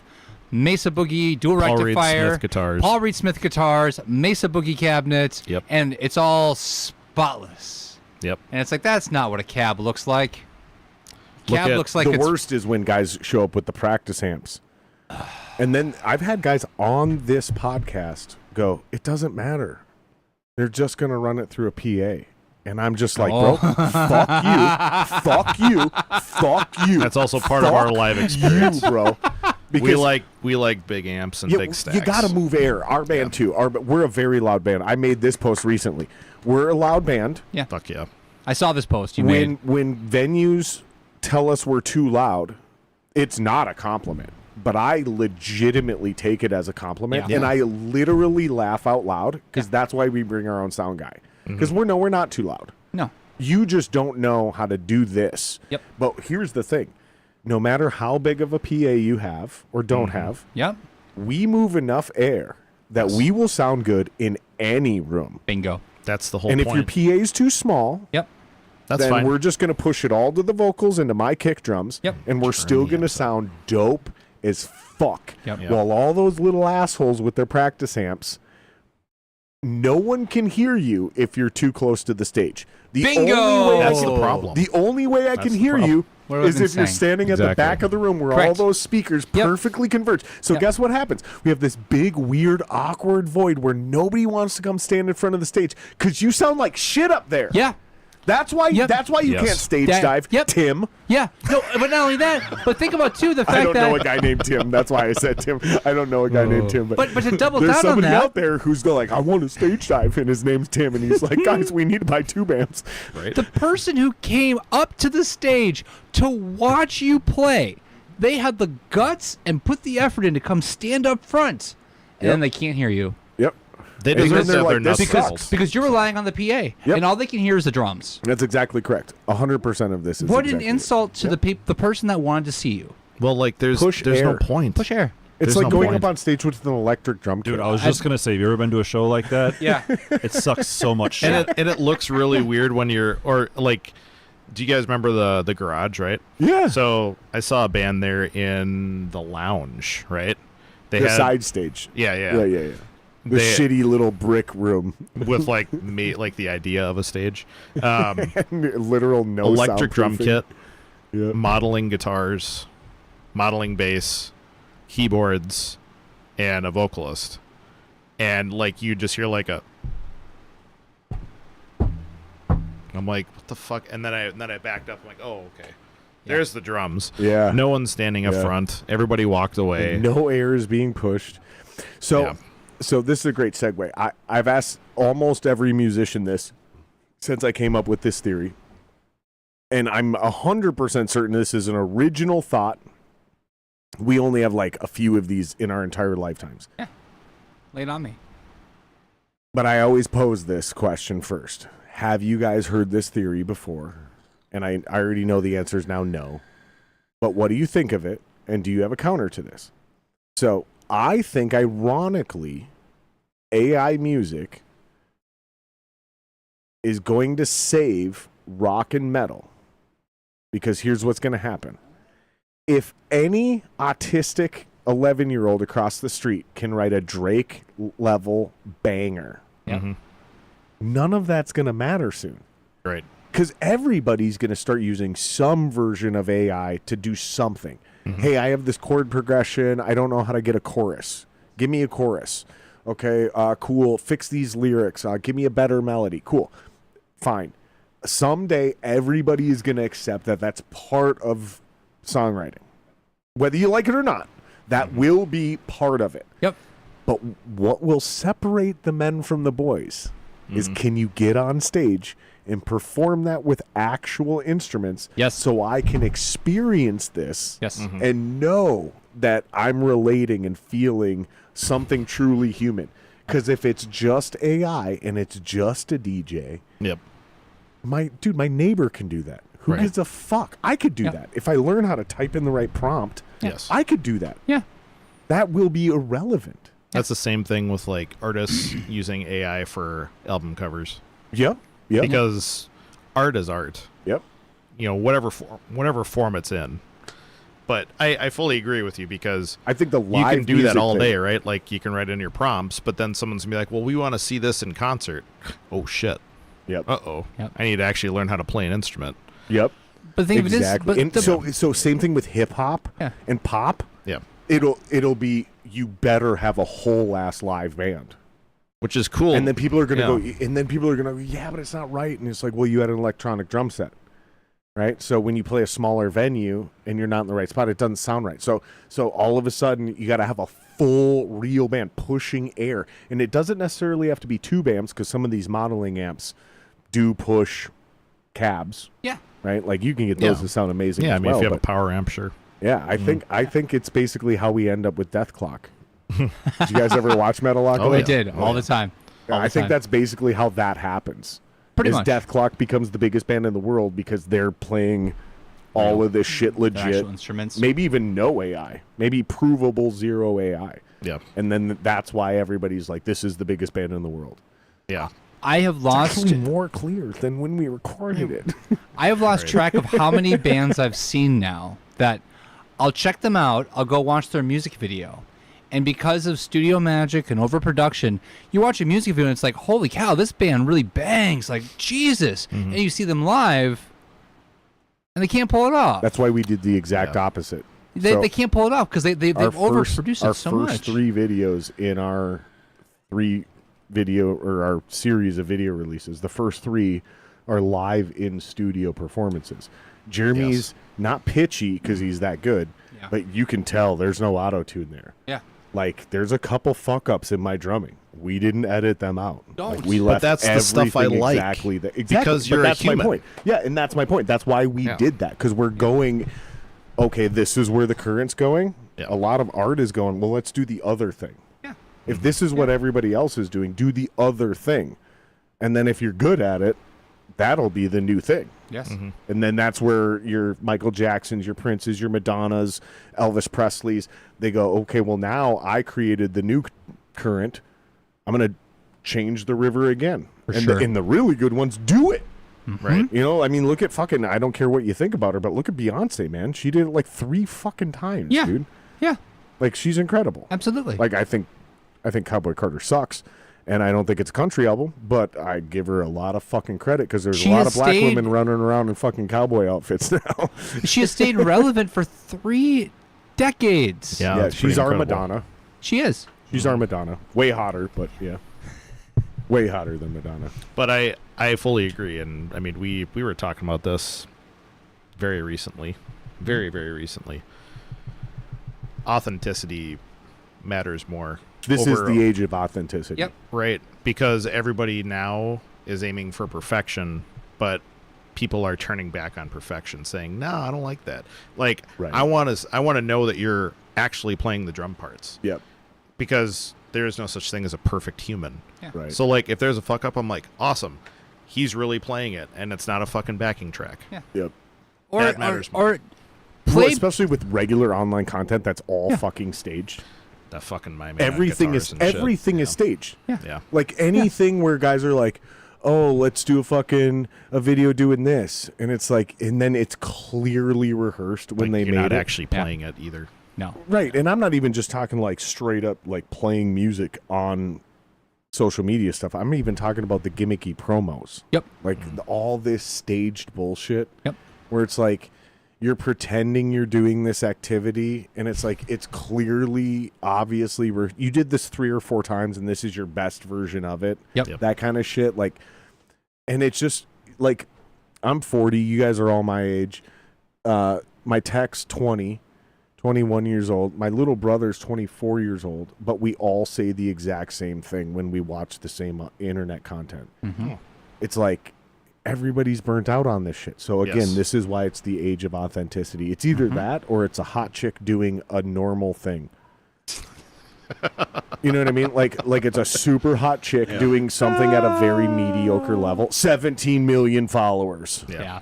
Playing Or it's chopsticks. that Facebook short that says, "My grandfather taught me this," and it's like some clever way to take out a trash can, and it's like, Oh, those I are fell the for it. worst. Those are I even the fell for worst, it. dude. The new AI ones are, dude. The shit that bothers me, and I'm done. I'm basically done with the internet because, and I'm just saying this now because I'm on the internet all the time, but every time I get on it, I'm like AI, and I'm just disinterested more. There's these videos of fucking humpback whales pulling it up to next to boats, and then like gently brushing barnacles off these whales. Yeah. It's like, that's not how you remove barnacles. You have to use pliers. Yeah. like whales don't ask for help. What do you do? What are The we sad, talking scary about? part, though, is that people are falling for it. Yeah, and the polar bear ones. Oh, this polar bear came up, had all these fucking fleas on it. No, that polar bear did not come up. That polar to bear is anybody. going to come up to you to kill you. They're gonna get people killed, and that's every time one of these videos pull up. Yep. My comment every time is this: this is gonna get people killed. Yeah. Darwinism. This is gonna get people killed. Yeah. Oh my God! Have you seen the videos of the Asian tourists in America in Yellowstone? The one that got Getting gored by way buffalo. Oh, not buffalo. Not just buffalo. What else? Bears. Oh. Elk. Oh. Like, because they think these things are docile, because these things do get comfortable in certain areas. Sure. Right. But then these people get way too fucking close. Yep. And all of a sudden they wind up real dead, real fucking. See if you can find that Asian tourist killed by bears in Yellowstone. You'll find a montage if you find the right one. Pull it up in the background and see if you find it. Should be a YouTube short, and there should be like 8 of them in about 12 seconds. I just wanna... It happens so fucking quick, dude. Boy, it sounds like a Wolf Mask set. Because they don't have those type of bears in Asia. They have panda bears and Right. koala bears. Right. So they think And red pandas. yeah, and red yeah. pandas. Which are adorable as fuck. Yes, they are. Those are still fucking bears though, dude. Oh, they are. That's a white woman though. No, the Asian ones are the hilarious ones because they also don't speak any fucking English. So when the literal right there. No, the second one. Yeah, that one. Saturday morning, just west of Yellowstone kill National the audio so we don't get flagged. But this shit happens so fucking often because they don't speak any English. Sure. Oh, that's still that same white woman. But they don't speak any English. So there will be park rangers literally like, get out of there. That bear's going to kill you. Yeah. And they're like, oh, no. They take this way. And then their whole family's dead, dude. Which I shouldn't be laughing at because this is horrible and horrible. You can pull this. This isn't the right one, dude. But it just goes to show that, nothing. There's very few authentic things. Except for And, death. Yeah. And car accidents and plane crashes. No, that's all fake. But the internet is just filled with parody and bullshit. And Yeah. I think you're right. It's the age of authenticity. Yeah. And I think that's the future of it. And the more I think about this, because you hear about guys like Joe Rogan and people in the entertainment industry talk about like the people who will be devastated the most by AI are probably going to be actors. Oh, yeah. So Their likenesses. I think that's going to take a long time to get like a real take from an AI. Like, no, make it more this, make it more that. And then the human fucks up and they're like, actually, that's way better than what I wanted. I have a hard time believing that's going to happen right away. But if that's also true, I think that would actually technically boost plays then again. Possibly. Right? Where you like go and sit in a theater and like suspend your disbelief and like watch an actor emote to a big crowd. Theoretically, I don't know if this part's true, but I do believe the music side of that. I think it's already there. I think it's too, inevitable. I think part of it will be whether or not people accept it. I always think of remember when like Rogue One came out and they started fucking with some of that like uncanny valley thing with Princess Leia and Peter Cushing as Grand Moff Tarkin, and people's brains rejected it. Yeah. And I start to wonder, don't get me wrong, I'm not saying AI is not going to get more capable, but how much disillusionment will someone's brain put up with? Yeah, no, and this has been happening for a while. It From has. the Scorpion King Yep. to that shitty version of Arnold in the Terminator. Yep. Mm-hmm. Right. People have a hard time accepting it. Callback. Yep. Well, and I hated that too. It was really uncomfortable. it was. I didn't like it. Well, and, Like, and why was so? dead artists. Not to completely derail this, but No, pivot go. this to something more specific. Go. Why was that CGI less uncanny valley? Why was it better when we were in the age of Lord of the Rings and Pirates of the Caribbean than it is right now, 20 years later, seemingly 20 years later. Don't Yes. quote me on those timelines, but no, it's 20 years later. is it? You're that it old. seems like 20 years It later. is 20 years. But, like, We're dude, old. you go watch the Pirates of the Caribbean movies. The CGI is incredible right now. Yeah. It's better than shit that's coming out. I go watch The Lord of the Rings, The Hobbit, better than the shit coming out now. yeah. Why is that even remotely possible when technology is supposed to be better and theoretically cheaper? Why is it worse? It's Because there's not humans doing it. No, I would take it a step further. Is that it comes back to things being overly produced. Yeah. They've overproduced it so far now that just like that band that can't deliver on the live show like their recording is. Same thing with the CGI. With Lord of the Rings, they were learning so much of that. Terminator 2, let's go back to that. Yeah. That CGI was fucking groundbreaking then. And it still doesn't look that bad when T-1000 Yeah. goes through the bars in Terminator 2. Yeah. It still doesn't look that bad. No. You know, it's obviously old CGI, but you like For you sure. still It buy still looks it. better than the modern shit. You still buy it. Yes. Yes. Yep. Why? Yeah. Because things get too good. They get too good, people reject it. Again, you've sanded off all the rough edges. There's no rough edges left. It was a perfect performance. It bothers people subconsciously. It bothers me subconsciously. It bothers me consciously. Because I've heard the allegations of them like doing too many projects, working these companies too hard, so they're banging projects out at rapid rates. You know, they're working people, overtime that they can't pay, so now they're reducing hours. Okay, then why not charge more? Because you're making these movies for like $100 billion now. Yeah. You know, maybe not $100 billion, but you get my point. Like, For sure. it's Hundreds just- of millions for sure. It's just insane, the fucking budgets. So how is that not getting to the guys who are basically making the movies? Correct. Like, I get it. You got to pay fucking Robert Downey Jr. $20 million. Yeah. Or $30 million or $50 And you million. should. He's worth every dollar. But when you're... He has a guarantee. He's a guarantee. I'm just saying, like, it No. it doesn't seem to make a lot of sense for me. Like, where's No. all that money going? Yeah. Marketing And things are social shittier. media. Yeah. Yeah. Good question. It's a weird dilemma that we've come to. I think It's it's almost technology. like our version of the pyramids. Well, I think it's technology It dumbing is. down everybody. Personally. It's almost like our version of the pyramids, though. Yeah. We were doing something better 20 years ago than we're Yes. doing now. Yeah. I agree. Well, I mean, okay, so you seem like you're a pretty philosophical guy, right? This is that term enshittification. Yeah. All technology follows the path of enshittification. This is that theory where less people know how it actually works as it progresses. It's Right? it's a theory that something starts off really great, but as it goes on, it gets progressively less good. Now, Because there's less people who actually understand how it works, correct? that or just the quality starts to diminish of it for whatever reason. So, for example, everybody knows how to use an iPad, Yeah. but an increasingly less percentage of people actually understand how an iPad works, like Yep. how the touch screen, Yep. what's going on when the fucking thermal from your finger hits the thing, it reads where you're at, it fucking Yep. does a thing, emulates a mouse, blah, blah, blah, all kinds of ones and zeros. Yeah. Almost no one actually understands that anymore. Yeah. Well, But everybody knows how to use it. Yep. Yeah. Well, also just like shooting videos, right? We were talking about video content earlier. Mm-hmm. It used to be you had to actually know how to make a video to get a video that would get any clicks or views at all.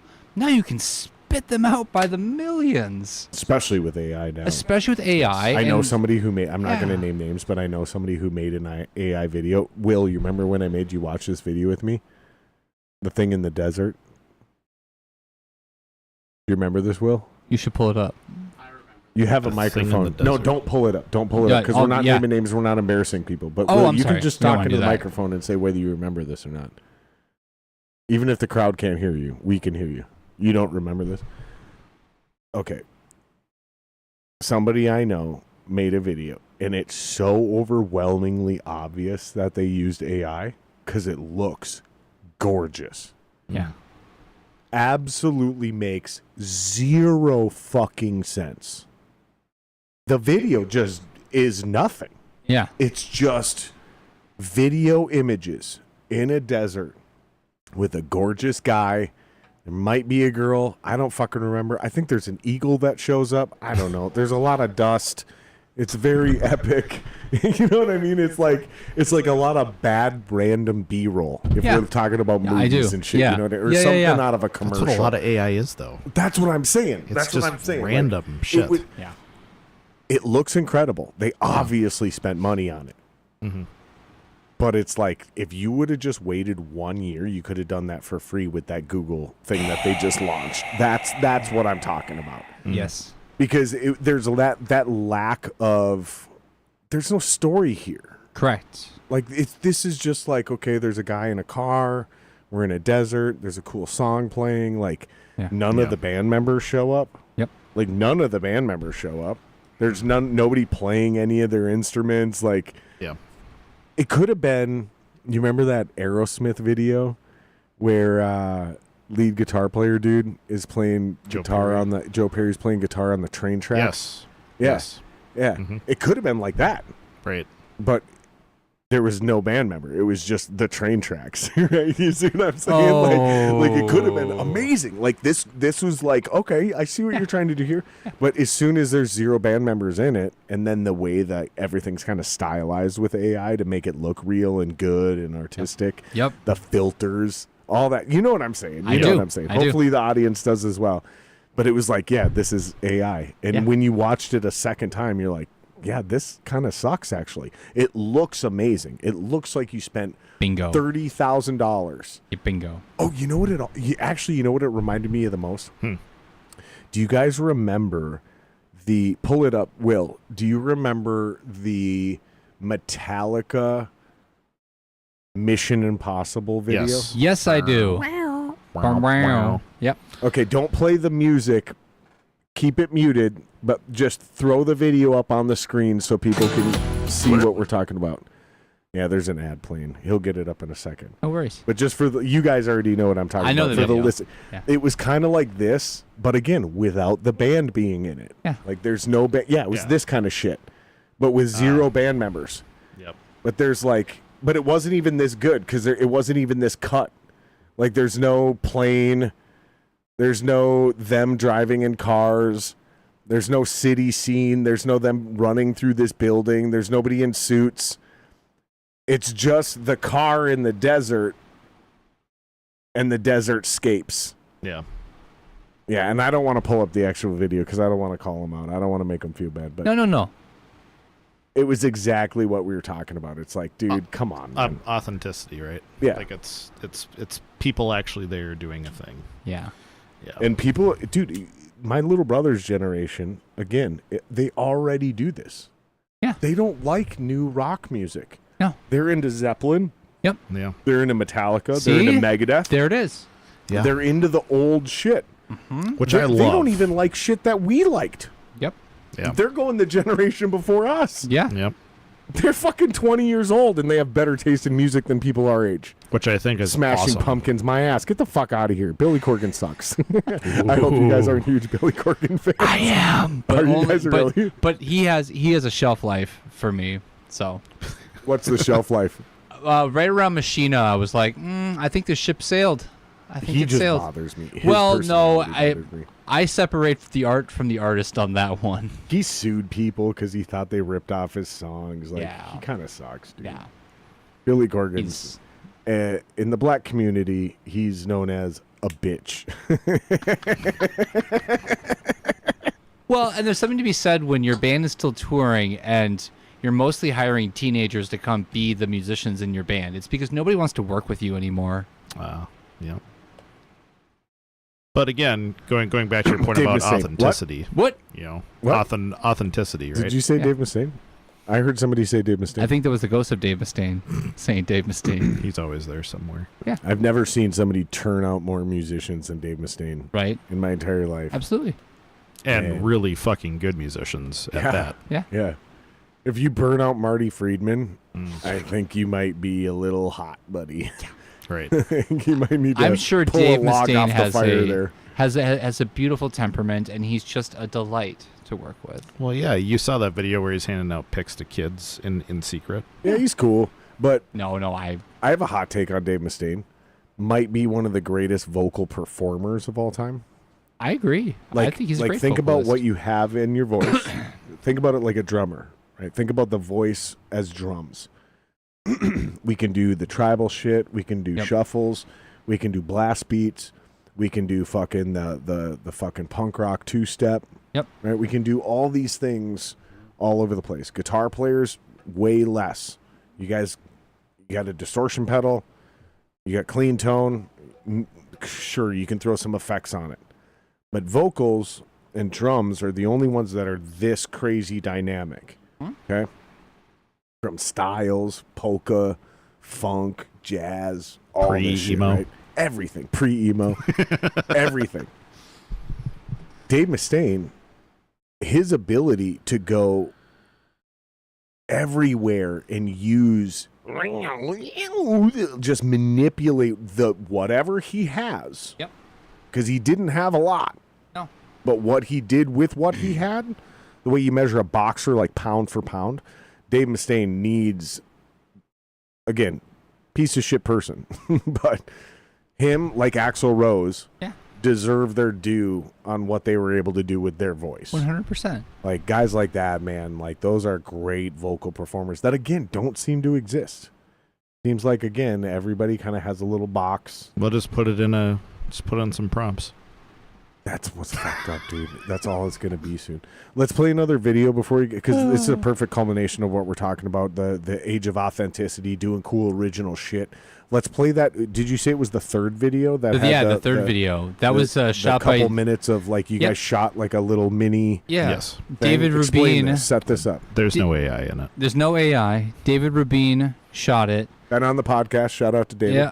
David contacted us. He had this idea for something he wanted to shoot, and he was like, what if we have, I should text him right now. we should have Bill and Zach from Impaler kill you, and that would be the start of the music video. And I said, will they do it? And he said, oh yeah. And then we called them up and they did it. So David's been a good friend of ours for many years. Yes. I've known the guys in Impaler for longer than I care to mention. So we got to do something really fun with our friends and really authentic. Yes. And we learned that Mitch can do a really awesome trick with his hand that I still have. Every now and then people tell me, like, what did you do to that guy's hand? I'm like, no, his hand just does that. All right, I just texted Dave. I told Dave we're going to play one of his videos live on the podcast right now. Yeah, we already played one of them. Is there anybody in the chat at all? Don't tell them that. Oh, Don't please. answer that. No, you can answer. Are they goons? There's probably not.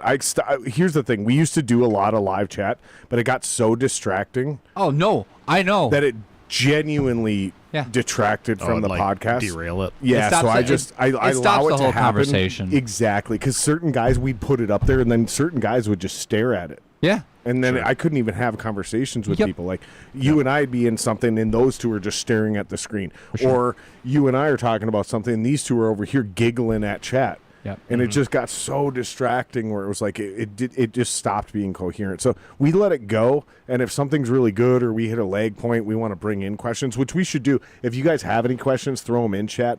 We'll pull them up because we're going to play this video when we come back. I feel like I've asked all my questions. If you guys have any topics or questions you want to go over, anything you guys want to talk, I think I've kind of hit all the things that I wanted to wrap up. So we'll play this video, and then we'll just kind of freestyle it at the end. Yeah. Love it. I can't think of anything I haven't been able to ask. I had like 7 or 8 good legitimate questions. and I think we had them all. I don't know that they're even good questions. I just try not to ask the same cliche bullshit that you would ask on any podcast. Really awesome discussion. That's what I try to do. Is just it's a hang, dude. Yeah, it was great. It's sort of an interview. I have certain questions I kind of want to try to ask, get you guys to talk about certain things. But the last thing I want to do is ask you the same fucking questions you're going to get if you go do a remote podcast with some asshole in Idaho. You know, it's like I just don't want to do that and then waste your time coming down in person. It's supposed to be a more loose, authentic. You son of a bitch. You son of a bitch, I'm in. That's my favorite meme of all time. The Rick and Morty one. Fuck yeah. Son of a bitch, I'm in. I love that. All right, play that third music video, number 3. It should be the one with the old way with the sledge. The old way with the sledge. And pull it up here so these guys can verify within like 2 seconds. It is. That's it. Perfect.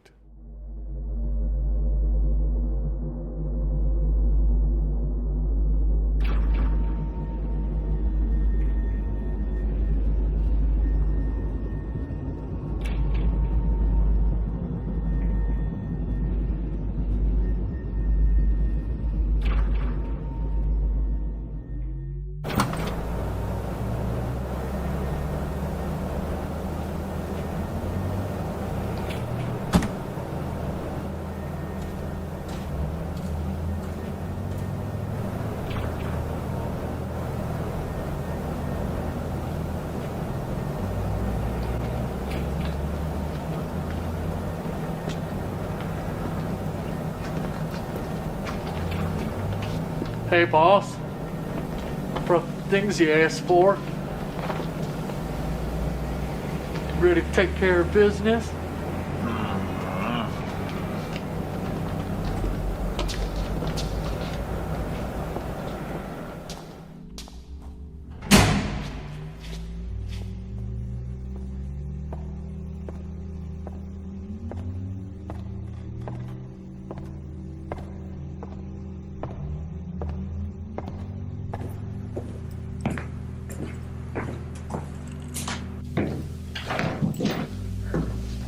You assholes ready to make some decisions? What the hell? This is nuts! What decisions? Decisions? Like deciding you're fucking nuts? I'll vote yes to that. Yes. Enough! Quiet! Fucking comedian.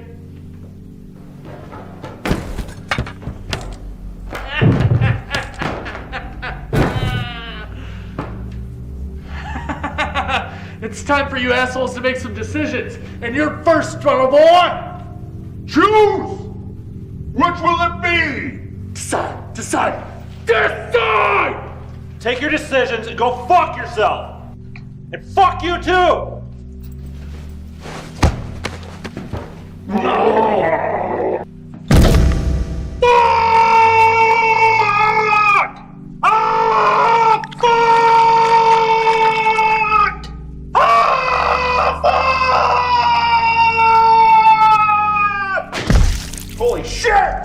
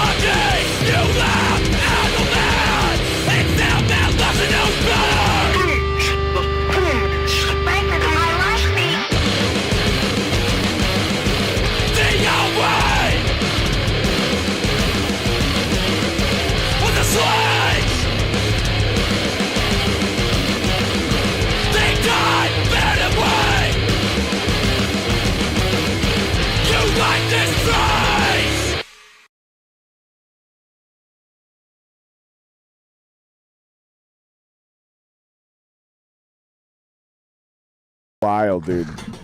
That's so funny. Oh, don't worry about it, dude. Jason, will you grab these and take care of these, buddy, while you're fucking around over there? We got a bunch of empties over here, dog. Yeah, we'll put them over here. You can grab them over here, Jason. They're all mine. Dude, I have as many empties as the rest of you combined. I'm fucking proud, dude. Do you want one more? You're like a camel. I have one more, and I will have one more. All right. Well, let's. Is there any good questions or comments in chat, Will? Yes or no? Nope. Hi, Greg anything Chilton. you guys want to Hi, cover Jeremy. before we wrap this up? Our next show is July 20th at Zora Darling with God Came From Outer Space and The Fuck All. Very, very excited for the show. It's gonna be a good Great one. band name, The Yeah. Fuck All. Yeah, and Love those they're guys. awesome people, too. Yeah. Not to mention fucking incredible musicians. So, You want to talk about loud bands that move air and authenticity? hell yeah. Yeah. And they're a three-piece, aren't they? They're too? still a three-piece. Awesome. Still a three-piece. That's going to be a hell of a weekend, like I said before that song ended when we were talking off camera. Yeah. Mhm. So we got Uncle Daddy, Logan coming back in from Nashville with the band he's in. I think it's called Rebel Queens or some shit like that. I don't fucking remember. He's just jamming with him, playing with him. Anxiety Society and another opening band. That's Maplewood on Friday night. Maplewood, what, Doghouse? Yeah. Nice. Yep. And my singer's in one of those bands, plus Uncle Daddy's on there. They're one of the best, maybe the best rock band in town. They're incredible. Everything they got going for them, it's the full package. So they got the look, they got the vibe, the music, their entertainment on stage. They're fucking great. They're just absolutely great. Then my band plays with the Failsafe, Modern Era, and Via. Oh, hell yeah. Saturday night at the Amsterdam, and then you fucks are doing the thing Sunday night. That's gonna be if you're Stacked not going weekend. If you're not going to Rockfest and you kind of want to have a great weekend of music, We have our own rock fest going on over we here. kind of have We a do. little vibe Yeah. going on. Yep. Fuck Friday, yeah. Saturday, Sunday night here in town. So like, Don't drive to man, Wisconsin. If you're Stay not here. going to Wisconsin, come on out, on man. down. Pick a night. Come to all 3 nights. Do something. I will say your guys' link for ticket sales is in the description of this video. So sweet. if you guys want to buy pre-sales for their show, that is in the description of this video, as well as pre-sale tickets for my show. Those are also in the description of this video. So if you guys want to come check either of our bands out, if you want to come check both of our bands out, can't do it on the same night, but you can do it in the same link description below. Anything else you guys want to cover? I think we're good. Thanks so much for great band having name, us by the here. way. Wolf Mask, where'd that come from before we get out of here? That was Oh. my last question. That came from the obsessed with band movie. names. That came from the movie. Them. You're Next. Oh, you're next, yeah. You're Next. You're Next has the guy wearing a wolf mask. Okay. And I just watched it, and I was really obsessed with the idea that the wolf mask itself is not scary in that movie. So But what's with the double V theme? Because there's Wolfpack. You know, there's a bunch. There's a bunch of other bands that are using V's in place of W's. we started it. I'm gonna claim that. There's some in other. fact, I don't even think Wolfpack has 2 V's. I think it's just 1 V. But No. it's still No, kind you're of right. You're right. No, I think it's still the same vibe. like 8 or 9 years ago. I was like, I want to do that just to be a jerk. Yes. Really? Just to be a jerk. Well, because there are so many bands that replace the U's with V's. I see it all the time. Yeah. Okay. You know? And then I was like, you know Cult. what? I'm going to be a jerk, but I'm going to make it with the W's instead. So it'll be 2 V's. And then The Witch came out, and the poster art for that is 2 V's. And I was like, son of a bitch. And then that's why everybody else jumped on I think that's why they train. jumped on it. Got it. Yeah. Well, Whatever. hey, man, at least we got the respect paid where it's due. Yeah. Man. Cheers to you guys. Love you guys. Cheers. Let's get the fuck out of here. Come see us January 19th. Amsterdam, come see them July 19th, July 20th for them. Amsterdam for me. And Zora Darling for you guys. Yeah. I haven't Right. been down there, man. It's cool. Well, love you guys. Thanks for hanging out. We'll get the fuck out of here. It's 9:30. Bye. Peace.